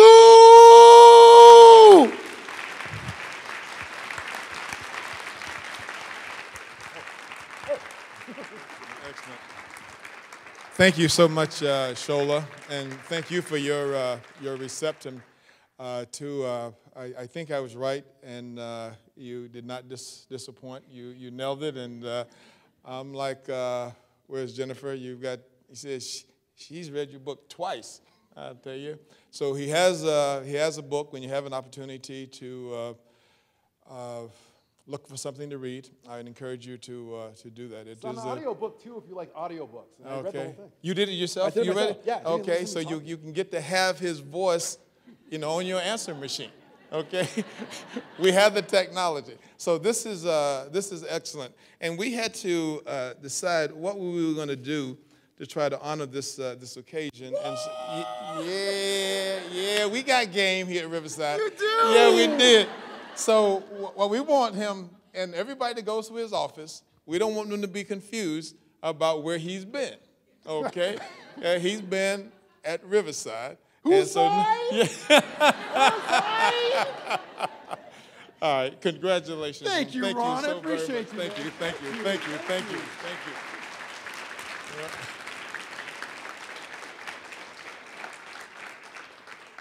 God, you make our lives so easy. The spirit at our campus is just. In fact, Shola was talking to me about it. He's gone to 90% of our campuses, and he was able to tell me some things about the other campuses that I did not recognize, and tell me things about our campus here, which are extraordinarily complimentary. We have a lot to be proud of. We're in a wonderful, wonderful space. So we've got much more ahead, but we want to take a. Well, let me have your attention again, please. Thank you. Shola had to depart, but thank you very much again for the reception that you gave him. He did just a magnificent job to try to get us started and further with our workshop. Now, a lot of the things that he talked about obviously had all to do with change, and the little exercise that he gave us, that was very helpful to be able to talk about how change can be affected by each of the 8 principles that he provided for us.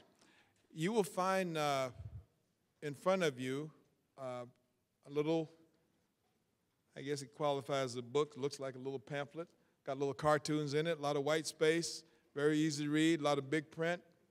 I say that because I want to do everything I can to inspire you to take it and read it, because it is one of the best little guides that I have seen about change and how to engage with it. And it was recommended to me by our planning team that we make this available, so we bought copies for everyone. I want to ask everyone to just kind of join me. If you would just turn to page 36, because I want to do what I can to inspire you to actually read this. I've told you about how easy it is, how big the print is, but if you turn to page 36, you can see the essence of the book with a little chart that's over to the left there. It's ADCAR, a little acronym. And in this acronym, it basically says that when you have to deal with change, there are basically 5 factors that one needs to be focused on if you're going to be effective at dealing with change. And they have a very systematic way about identifying where the Achilles heel is with you, your group, and the change that you're trying to affect. And all this makes sense. It's just common sense, which is to say that the first thing, if you're going to deal with change, you have to be aware of it. If you're going to be successful at change, you have to want to change. You have to have desire, or you have to inspire desire. But none of that is worth anything if you don't have knowledge. And a lot of times we have knowledge, but we don't have ability. And once we have all of that and we make the change won't last unless we reinforce it. It's really just that simple. The problem that we often have is that we are not as prescriptive as we need to be, or we're not as disciplined as we need to be. The little book will give us a formula for disciplining ourselves, and if we'll do that, I'm very, very confident that we will be more successful. So I really want to encourage you to read that and to start putting it in practice, because you can essentially almost do it on the back of a envelope. So our efforts, we're talking about organizational excellence, and this is the homebrew definition that we've come up with for what we're trying to deal with organizational excellence. Our organizational excellence efforts focus on culture. Focus on culture. And I'll tell you a little story. I think I may have shared this with you before, and if I did, please forgive me. But when we talk about most organizations, most campuses, when you hear OE, they're not talking about organizational excellence. They're actually talking about operational excellence. Okay?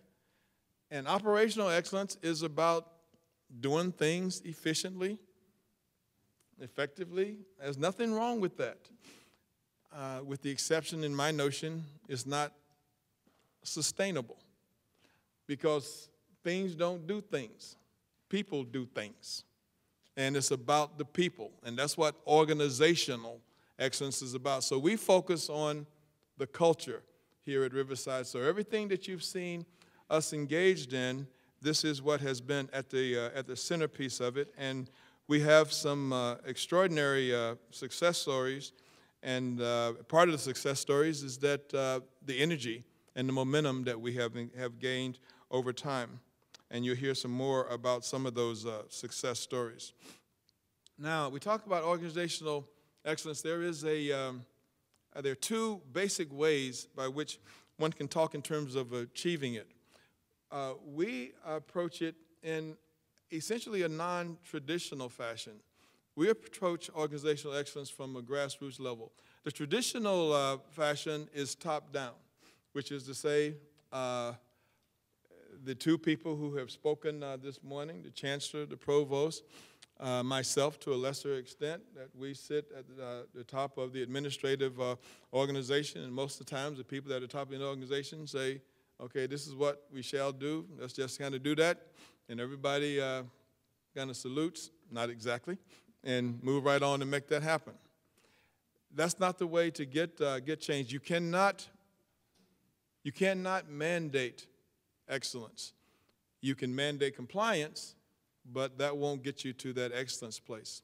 So the approach that we take is about grassroots. So everything that we do has been driven by the community, by events like this, by you telling us, okay, what do you think we need? Which direction should we go to move to the next level? And this is what we have done in each instance. I've been very, very pleased and proud of the way in which we have approached things. And again, we have some more excellent news to be able to share with you. Jason is going to talk to us a little bit more about our grassroots movement.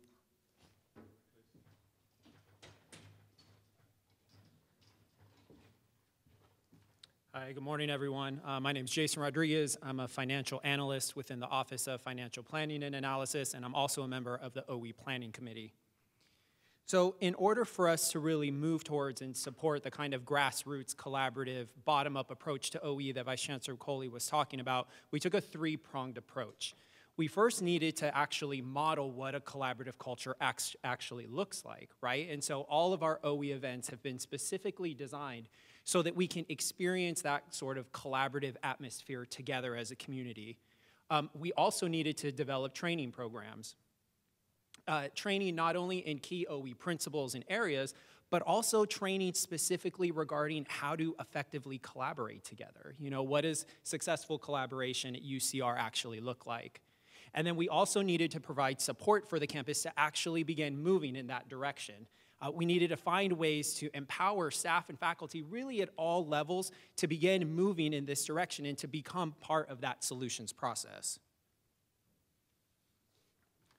So our OE workshops and our campus-wide events, they really provided that grassroots collaborative model for us. And they provided an open space for dialogue about critical issues that have been facing the campus. For those of you who have been present at any of our events, you'll know that there's always table discussions, there's exercises, there's report outs. They tend to be fairly kinetic.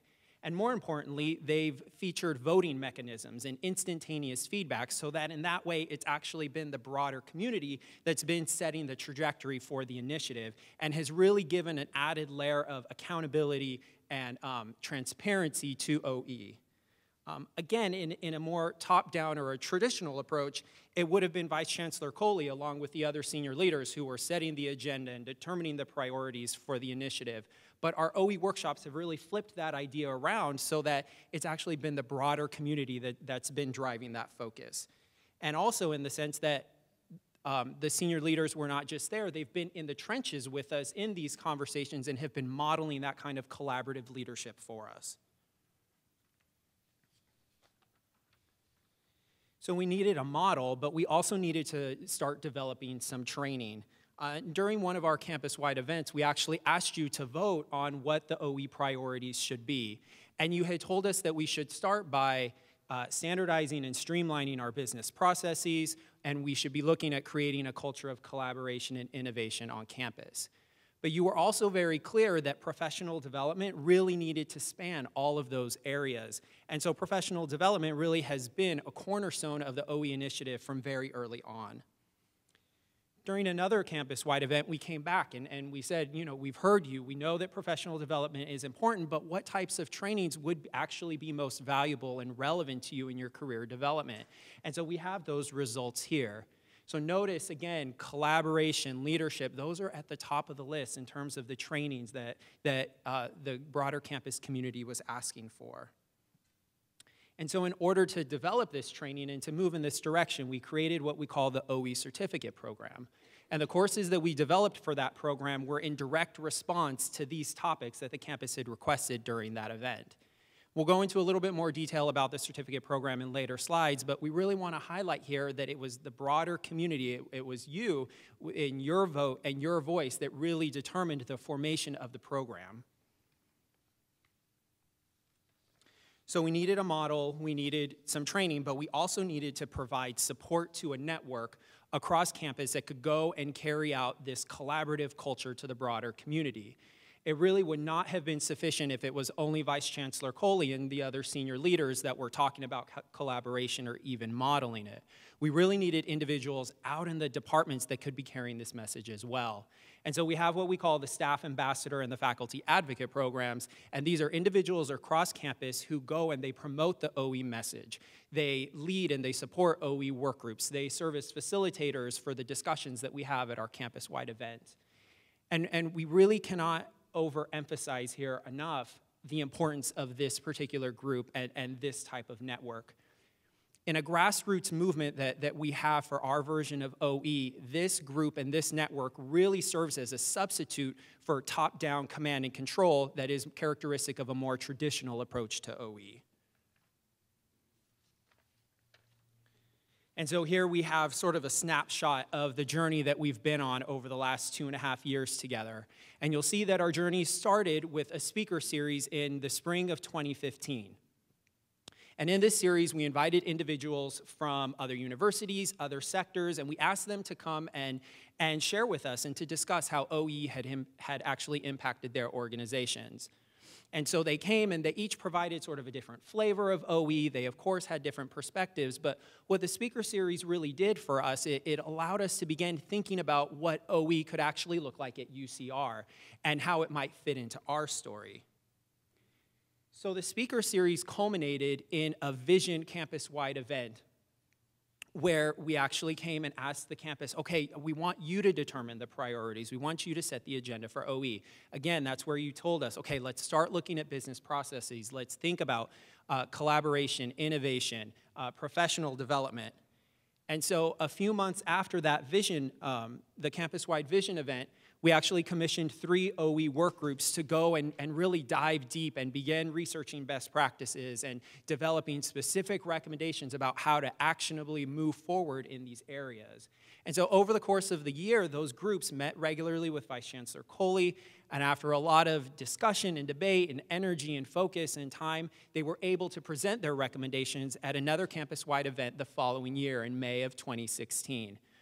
We're glad to report that many of their recommendations are being implemented now, especially the recommendations surrounding lean and instituting that across campus, change management principles. These things are being implemented not only in OE, but in other areas of the campus as well. So at that May 2016 event, we took another vote. And at this time, we asked you what types of training would be most relevant. We talked about that a few slides ago. And so immediately after that event, we started working on the certificate program and building out those courses. And we've had an incredibly strong partnership with HR to the degree that a few months later, in October 2016, we were actually able to debut our first OE certificate course, which was the Collaborative Leadership course. And we'll talk about that course in a bit more detail and give you some updates on what's been happening with that in later slides. And really, since the last campus-wide event last October, we also held our inaugural OE Showcase event. Hopefully many of you were able to be there for that. But from our perspective, it was a resounding success in terms of being able to bring together the different departments and the different teams that are really pushing forward OE and working on these types of principles out in the department level.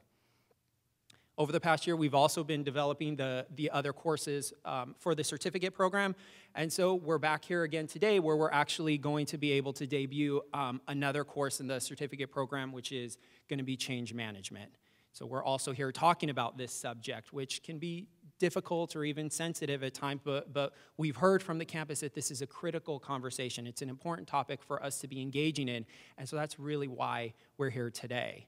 So if we take a step back and when we look at everything sort of on the timeline, that's a packed 2.5 years for us, and we're incredibly proud of the trajectory that we've taken, all of the work that has been accomplished, and we hope with this slide and as we're providing updates that it's very clear that it really has been the broader community, it's been the grassroots that have really determined every step along the way for us.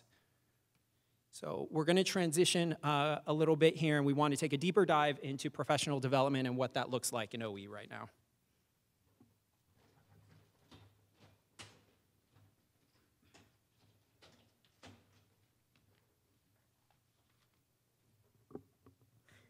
Hi everyone, my name is Kim. I work with the Strategic Project Management Office within Planning and Budget, and I'm also on the Organizational Excellence Planning Committee. So I'm going to talk to you guys a little bit about our OE certificate program.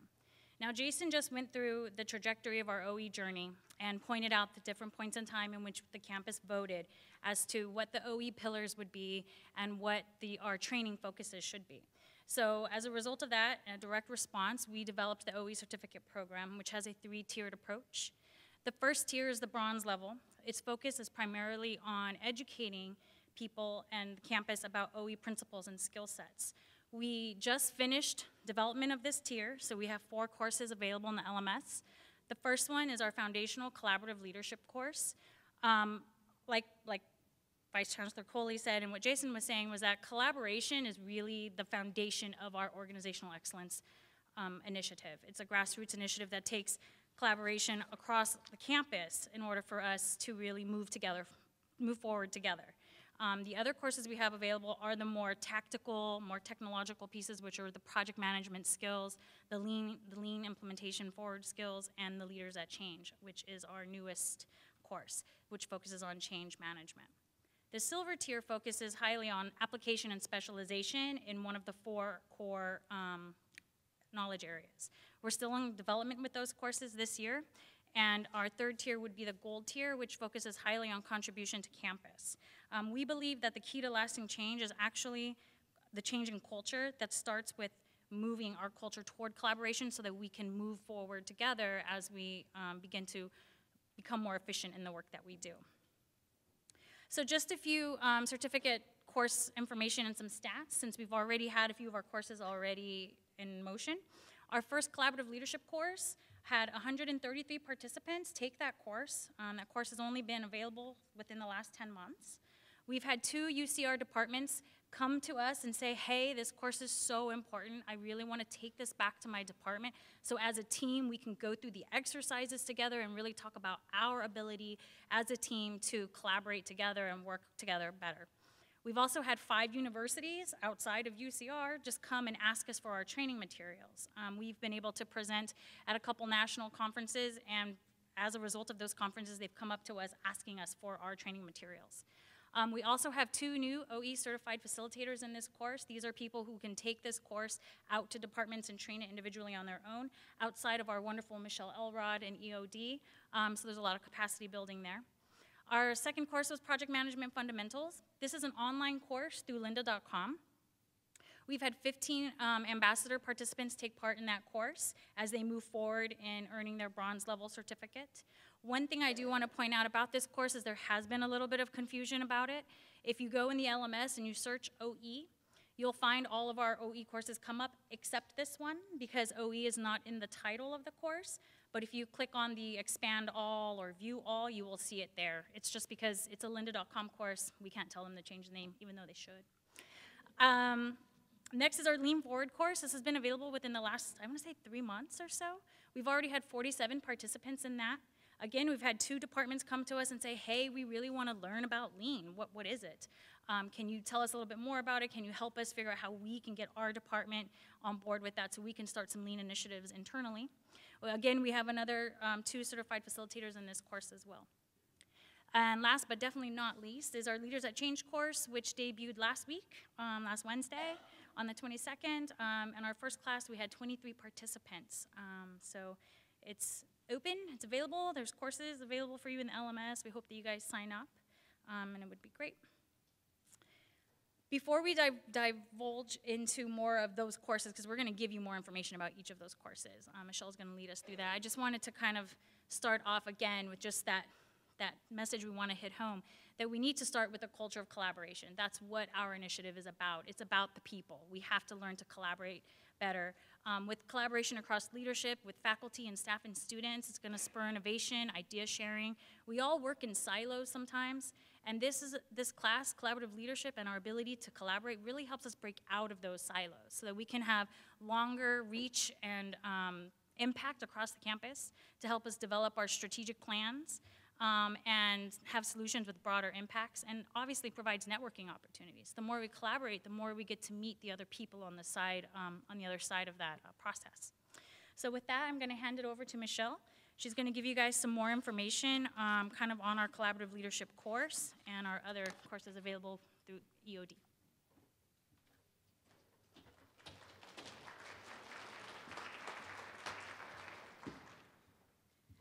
Hello, everyone. How's it going?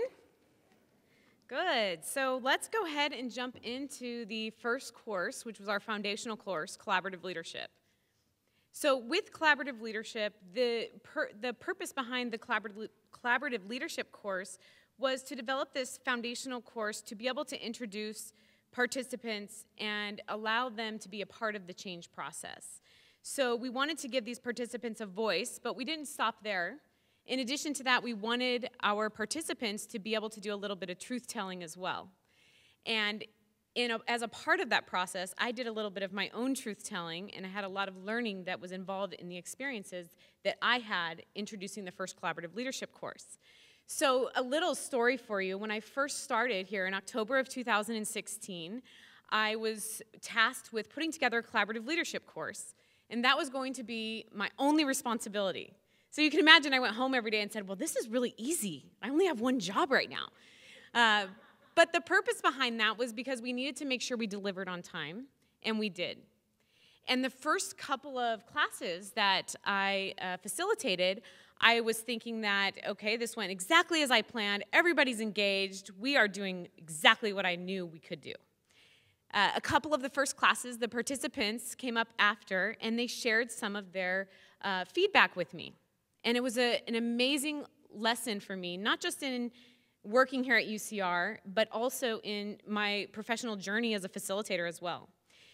Some of the initial responses were that people were cautiously optimistic. A couple individuals shared that they were a little bit concerned with what I was doing and coming in from a different organization and talking about collaborative leadership when I really knew nothing about the culture myself.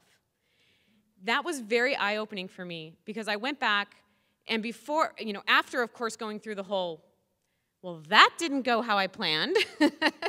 Once I got over that part, I realized that the fact that those individuals came to me and shared their message told me that they were invested in the culture at UCR. And I had no right to come in and start talking about collaborative leadership to a group of individuals that knew a lot more about the culture than I did.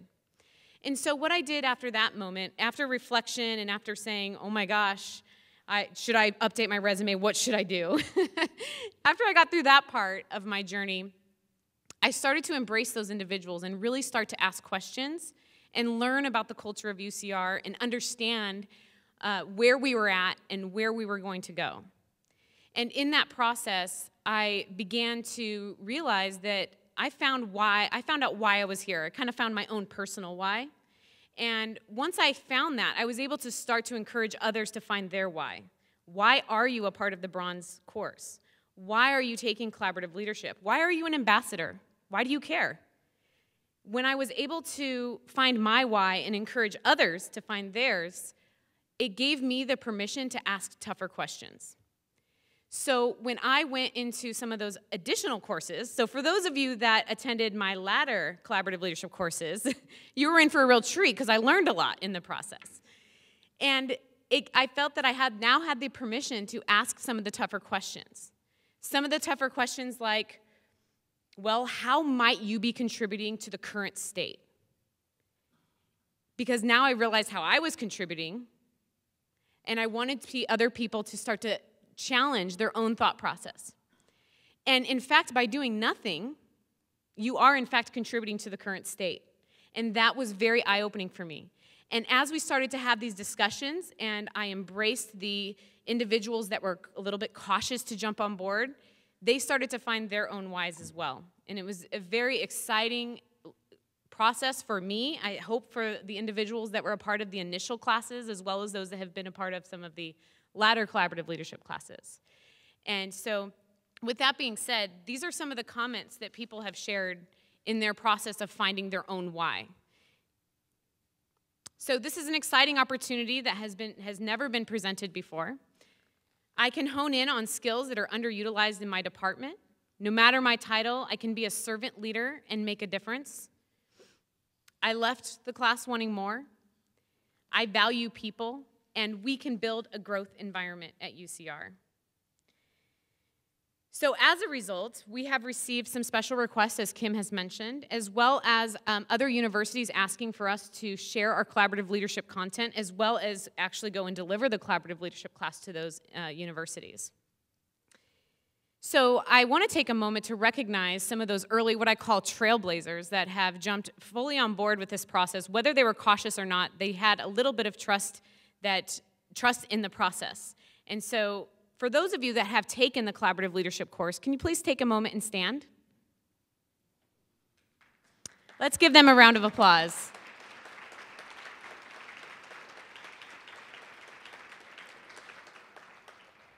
All right, so we're off to a very dynamic start, but this is really only the beginning. Now that we have some individuals that have taken part in the collaborative leadership course and have done some of their own truth-telling and found their own personal why, together I think we can continue to build the momentum that we've started. All right, so once you take the collaborative leadership course, for those of you that have taken it, and for those of you that are interested, hopefully I've captured your attention. If you are interested in taking the collaborative leadership course and have not yet already, there are some flyers at the back table, and of course I will be around to answer any questions that you might have. So it wasn't enough just to have this collaborative leadership course, because truth be told, we're not asking people to collaborate for the sake of collaborating. We don't want people to leave the class and think, oh, kumbaya, let's collaborate on everything. That's not the purpose of collaboration. The purpose of collaboration is to achieve better results. And in order to do that, we couldn't let collaboration stop in the classroom. And we can't allow collaboration to stop only within your department. We want people to start thinking critically about how can I leverage other departments on campus so I can work smarter, not harder. And so one of the ways that we've been able to do that and have been able to continue the momentum that we've built is through the Yammer page. So once again, I'm going to ask this time if you would like, you can just raise your hand. But if you are on the Yammer page, not collaborative leadership yet, if you're just on the general Yammer page for UCR, go ahead and raise your hand. Quite a few of you. Great. That's very exciting. Now I want you to go ahead and put your hand up if you're specifically on the collaborative leadership page. Okay, very good. So quite a few of you as well. And if you are not on the Yammer page or on the collaborative leadership page, I am here to help you in any way that I can. I think this is an amazing tool that's going to allow us to continue building momentum and going to allow us to collaborate with individuals across the UCR campus. Now, when I say open collaboration, what I mean by that is not just collaborating in your own units or in your own departments, but chances are, if you're doing something amazing, somebody else on campus could probably take advantage of what you're doing and implement it in their department as well. And this is the tool that will allow for you to be able to do that. I've noticed that by leveraging Yammer, there's quite a few groups. As you can see, there's 30 campus-wide Yammer groups that exist today. Collaborative leadership having the most participants. In addition to that, there is ways that you can leverage this for your own team. You know, Employee and Organizational Development has a collaborative page that's just for our team. And it reduces the amount of emails that are sent back and forth because you can, collaborate on a project using Yammer versus shooting emails back and forth to one another constantly.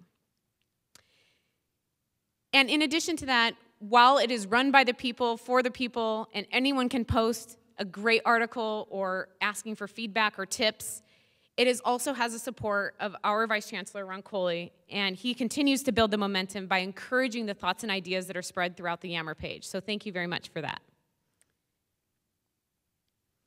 All right, so now let's talk about the course that launched last week. So this is a brand new course. We just launched it last week for the first time. So for those of you that participated in Leaders at Change, go ahead and raise your hand. All right, so there they are, the 22 strong. So this course, we actually did things a little bit differently. While Lean Forward and Collaborative Leadership was designed by myself and Kim and kind of collaborating on those two projects, the Leaders at Change course is a Franklin Covey module. And we put this course together because we thought that there are so many models out there, and why not give UCR a number of models to choose from? And that's why you'll see you have the books on your desk, or I'm sorry, the books at your tables. And in addition to that, you also have the Covey Leaders at Change model. And then our MDP, our Management Development Program, actually looks at an even different model. So the more models that you have, the more you can decide what works for you when it comes to change. The reason that I personally like the Covey Leaders at Change model is because it takes an individualized approach, meaning that it doesn't matter what's going on around you. All that matters is what you can control, and focusing on what you are doing in the moment of change and what you need to do next to make the change happen. So a couple of the topics that are included is why changes fail. So we actually start the class off with having a discussion, talking about old stuff. So what are some of the reasons that changes have failed in the past? In addition, we talk about the 5 reactions to change, and we also mention that many of us feel one or all of these reactions in any one given change at different times throughout the change process. We look at traditional approaches to change, and what I mean by that is one size does not fit all when it comes to change. Because while somebody may be very involved in the change, others may not, and it impacts them maybe the same way. In addition, it may impact people completely differently. Someone may be very excited about the change because maybe it was their idea, and the person that it's most impacting may not be very excited about it. So what's important to take from that is that change happens at varying degrees for everyone, and we need to recognize that. Then lastly, we look at the Franklin Covey change model, and I love this model, and the biggest reason why I like this model is because it talks about different zones that you're in as you go through change. The zone that I find the most interesting is called the zone of disruption. And what it looks at is, or what it calls out, is the fact that it doesn't matter what type of change you are going through. Maybe it's the best change that's ever happened in your entire life. There is disruption in any single change that ever takes place. And I just appreciate that that is called out. And when disruption happens, productivity goes down. So I told my husband I wanted a puppy, and he got me 2. He's an overachiever. And 1 chocolate lab, 1 Great Dane, 8 weeks old. Now you can imagine how excited I was to accept these furry family members into my life. But you can also imagine the zone of disruption that followed. So it wasn't going to be something that I wasn't going to have a service dog in a week, and a lot of times we're very impatient, right? And so we want to go from, here's the change, okay, this sounds good, now I want to get that service dog. It takes time, it takes commitment. Sometimes you take 2 steps back. So of course you have to start with the basics. Potty training, hey, don't put that in your mouth, no jumping, and then maybe I'll get you to sit one day. But over time, I knew that I wasn't going to go from point A to point Z. I needed to start somewhere. And that's really what this change model looks at, is that the goal is to, when you're in the zone of disruption, is to be there in as little time as possible, but know that you will be there. Know that you will lose productivity, and ask yourself, what can I do right now to get where I need to go? Not, I'm going to have a service dog, but today, if I do nothing else, I'm going to teach you not to eat my shoes. So that's something to keep in mind. And this, like I said, this course dives very deeply into the change model and really focuses on what you can control, even though some of the changes that may be happening are outside of your control. Because at the end of the day, the one person that you can control is yourself. All right, so a couple of feedback that we received from this first course is recognizing the zones of the change model can lead to a stronger and more innovative workplace. Great material on what we can do to embrace healthy change. Learning healthy responses to the 5 reactions of change helps engage with others. And this course is now available in the LMS. And again, any additional questions I'm happy to answer for you. And here's some of the upcoming dates that we have for this course. All right, so now let's go on to the new facilitation skills workshop. So there is a workshop that we have available that's outside of the bronze certificate, but it allows individuals that are interested the ability to facilitate these courses. Not just because there's only one of me, but because we know that the message is much stronger when it's from the people that are a part of the change process. The more we get individuals involved, the more they're going to be excited about what's to come, and the more say that you're going to have in what that looks like for you. So what we do with this facilitation skills workshop, it's a 3-hour workshop. And the goal is to enhance your skill set to be able to become an OE certified facilitator for these bronze level courses. We have had 47 participants go through this. And what we really try to teach is not just me standing up there telling you this is what I do. Because I'll tell you, when I saw Shola present, all of a sudden I thought I was a theatrical presenter. And I started trying to become him, and I realized, whoa, I'm not him, unfortunately. So I had to take a couple steps back. And the idea of this course is for you to learn from one another, which is why we call it a workshop. So for those of you that have taken the Facilitation Skills Workshop, I want you to just shout out what CASE means. Woohoo! Copy and steal everything, and that's what this course does. If you are doing something brilliant, then chances are that somebody else should be able to just take it and make it their own and make it just as brilliant. So that is one of the topics that we talk about, in addition to many others. But at the end of the day, it's one of the requirements to become a certified OE facilitator, to be able to collaborate with your teammates and learn about best practices, as well as to be able to get the skills that you need to be able to facilitate to other individuals. So we teach some of the OE core principles through HR. There's 2 department trainings that we have done specific to these departments, library and dining. And then we do have 3 new certified facilitators that have gone through the process of attending this workshop as well as completing additional steps. So it's not an easy process. And the reason that it's not easy is because our job is to set you up for success. We want you to have something to make your resume shine. We want you to be motivated to have these new opportunities that were not presented to you in the past. And so we would be doing a disservice if we said, here, take this class, good luck, go train people. We want to make sure that you're partnered with somebody that can help you and that can support you throughout the process. And that's what this class does. All right, so with that being said, I would like to call up Ron Coley to the stage, and I would like to talk about some of our recent participants of not just the facilitation skills workshop, but of the certification process. And it is worth mentioning that these individuals that have gone through this process have done quite a few things to be able to facilitate these courses, including teaching a live class, as well as completing all of the necessary steps on the rubric, which they are evaluated by. So with that being said, I would first like to call up our collaborative leadership facilitators, and I'm sorry Leslie is not here today, but we want to still give her a round of applause. And Candace Gruber, can you please come up?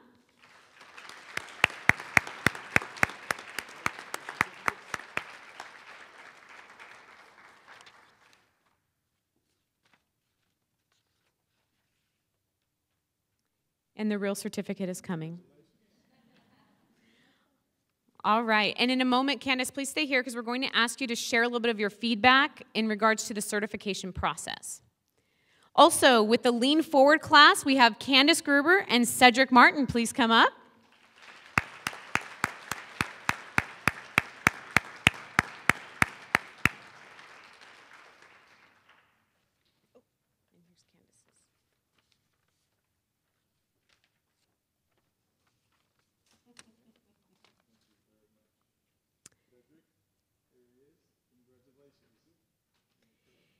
Now, if you don't mind, we would love to hear from the individuals that have really embarked on this process. And one of the first things that I told these individuals is to, first of all, hang on tight and also to be patient. When you're a trailblazer in this process, things are going to change. We may, at the last minute, decide to do something a little bit differently. But we also make sure that we're including individuals that are a part of the process in the conversation so they can share that feedback with us.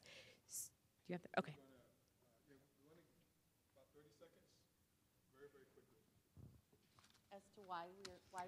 Just tell us, give us some feedback about your experience with the process. It's been a pleasure to work with Organizational Excellence, to be able to present to my fellow colleagues, to be able to bring out all the potential that everyone has. And there's so much potential here at UCR, and be able to really get into my colleagues and find out what their needs are and help them develop the psychological safety in their departments and become all that they can be. It's been great. All the classes actually give you the tools you need and empowers you to have the skills and tools you need to go out and talk to your teams and other people who are not on your teams to understand what this is all about. And going through the facilitation program helps me engage my folks at my unit level and also engage other units to understand how this all works. So it's really awesome. Okay. All right, thank you so much. Let's give them a round of applause.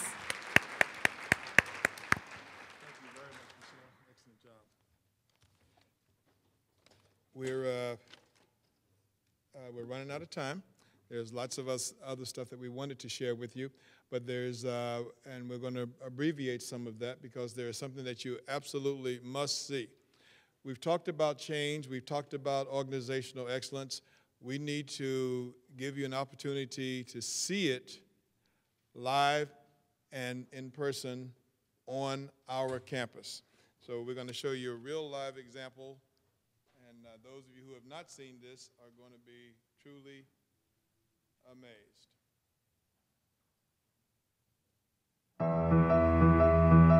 Dining Services is one of the largest departments on UCR's campus. We operate 4 food trucks on our campus, 5 convenience stores. We have the market at Glenmore, 2 residential restaurants. We operate a Starbucks, a Subway, a Coffee Bean and Tea Leaf, the food court in the hub. We have the barn. We also operate catering and conference services. So dining excellence touches each and every aspect of our organization. And that's what's so powerful about this. It's truly a collaborative effort.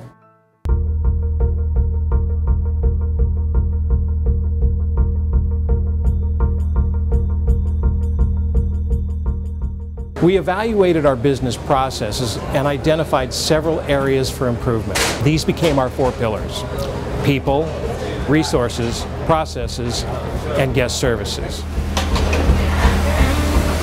I've been here for 20 years with Dining Services, and when I started, we used to call it baptism by fire. And now it feels like there's a real welcoming, well thought out, cohesive onboarding program. Now we take the opportunity to train them on every piece of equipment that they touch. They get to know all of the individuals in their organization so they can build some personal relationships. We guide them and show them all of our locations on campus so they can feel comfortable, that they understand how big we are, how vast we are. We had about 15 different French fries, about 10 different chicken breasts on campus. We really came together and got with our vendors to buy in bulk, which would help us save money and help the students save money. They look at our top 50 purchases on a monthly basis. And so one of the things that was on that list was diced pineapple. In a collaborative effort with our UCOP purchasing department, we were able to save well over $100,000 just on that one line item itself. So we can take that value and pass that back to our guests without having to take price increases. Now we've got a lot of systems in place that allow us to not only track our inventory and sales on a daily basis, which is much more efficient, it allows us to invest in training programs, it allows us to invest in our operations. I had my own program for customer service, and another unit, they had their own program. You never knew what you were going to get from restaurant to restaurant. The collaboration brought us all together in one round table, and now we have a program that's consistent across the department.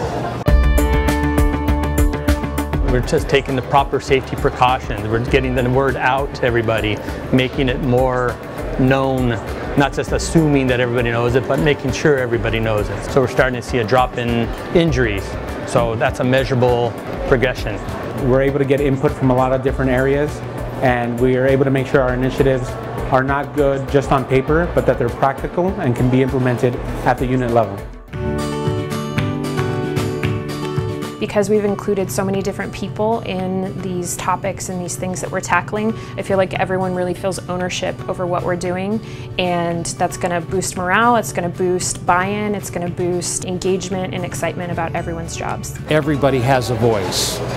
Our line employees, they're our boots on the ground, and their input is invaluable to improve the process. It just gives you kind of food for thought. You walk away thinking, gosh, I didn't even know that about them, or, you know, I didn't know that's what it was like for them. I've really enjoyed being a part of this collaborative experience, to be able to sit around a table and work on an intellectual endeavor together.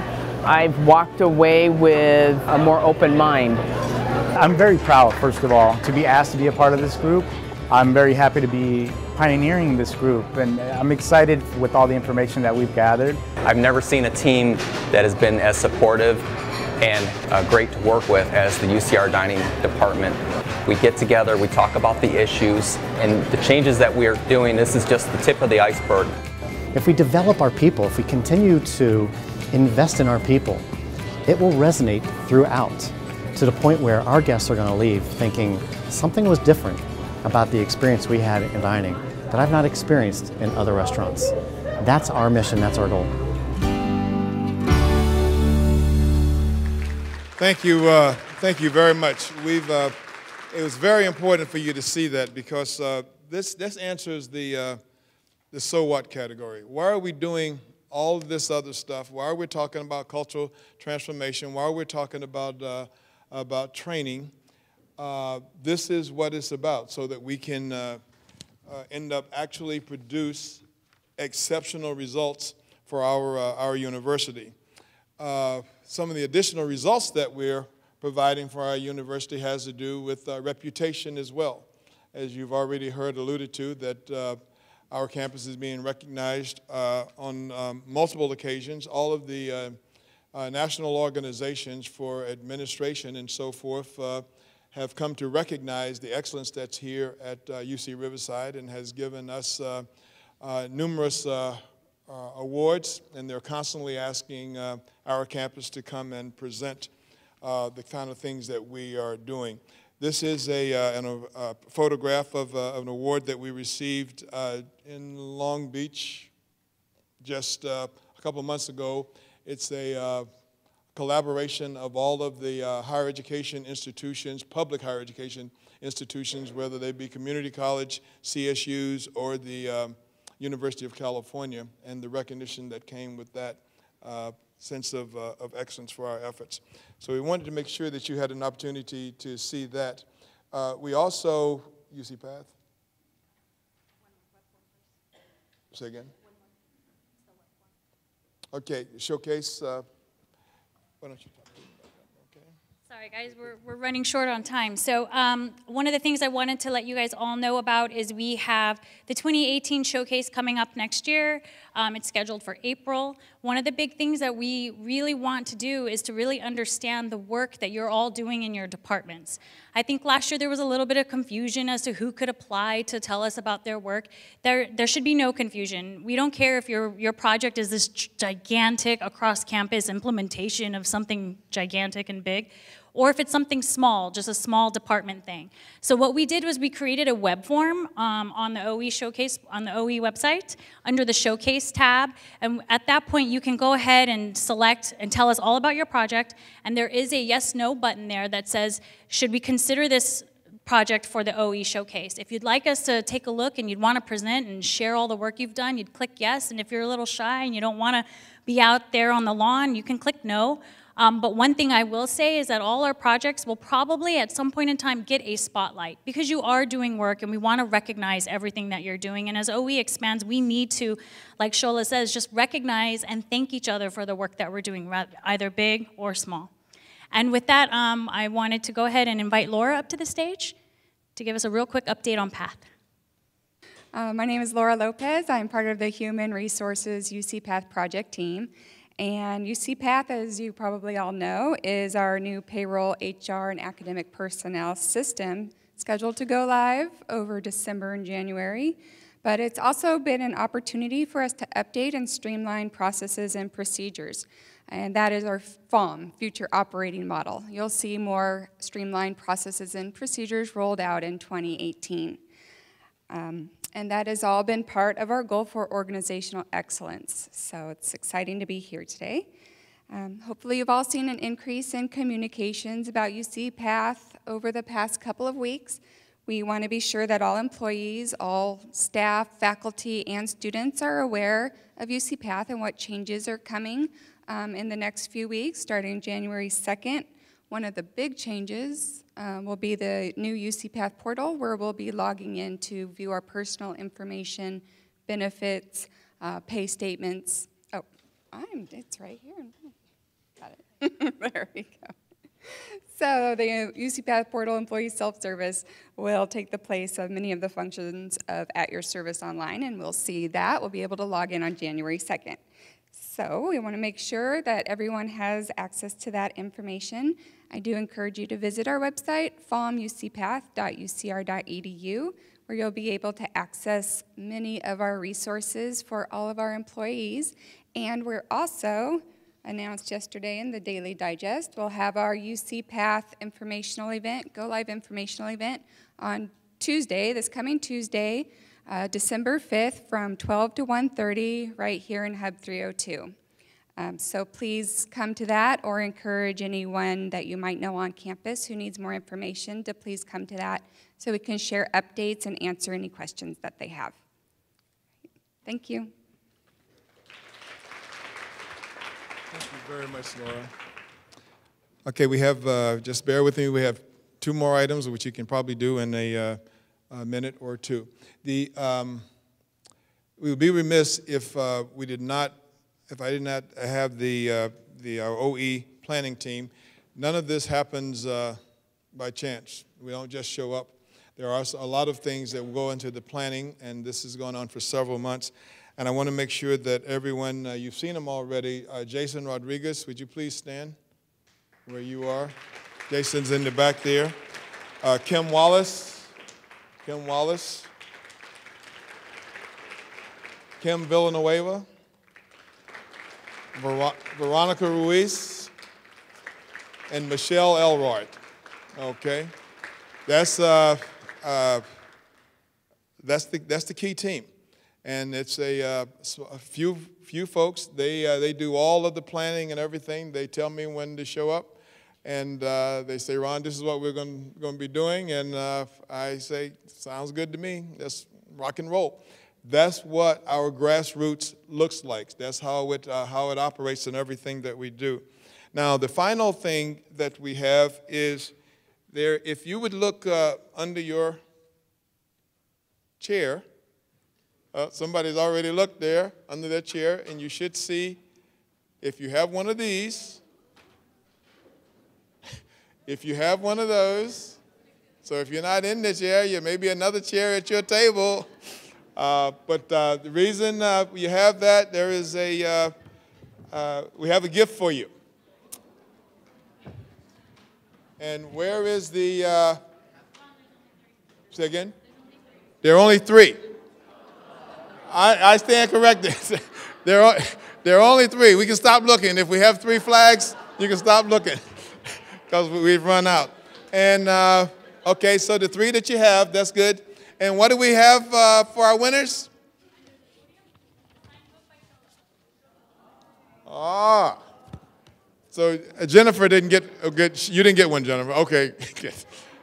This is what we're going to give. We wanted to recognize Shola. He's done such a wonderful job for the University of California in so many places. And one of the things that we offered to do was to actually buy a copy of his book for everybody. And we were actually discouraged from doing that by him because I guess there's some conflicts because he's a UC employee and a whole bunch of other kind of things that you know about these bureaucratic rules. And so, but that doesn't prohibit us from giving 3 folks as a raffle a copy of the book, nor does that prohibit you from actually buying it on your own. And so I would want to encourage you to consider that. Well, we're at the end. We had to rush through a couple of pieces. We always have more than we can fit inside of the 5-pound bag. But before we adjourn, I wanted to ask, are there any questions that anyone have of me? I hope you can see one of the main things we wanted to communicate was how we have modeled our entire program, how we have managed our program, how it has been grassroots. We need to, our success is predicated on all of you, all of us, taking personal ownership and making it happen. Nobody can mail it in. I think Shola's message was right on target about what it is that we're trying to do. We are in charge, and we can behave that way. Does anybody have any questions or comments before we adjourn? Please.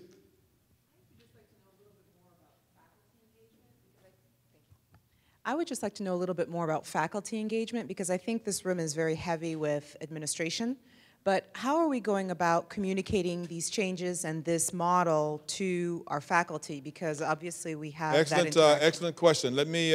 We have faculty representation here. We won't identify them. They may not want. They may be here undercover.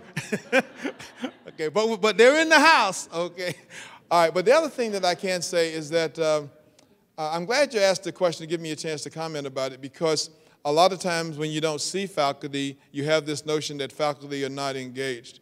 We are extremely fortunate with our faculty here, and you want to know how they're engaged. We, of course, have faculty advocates, and we're building more all the time.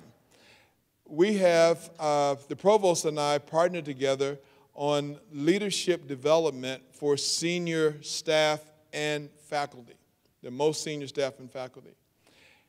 Now, these are programs that have been going on now, we're entering its 4th year, and we are still, which is amazing to me and disappointing, I think we may still be the only campus that has faculty participate in, say, this year-long program, which is pretty disciplined, year-long program, serious commitment.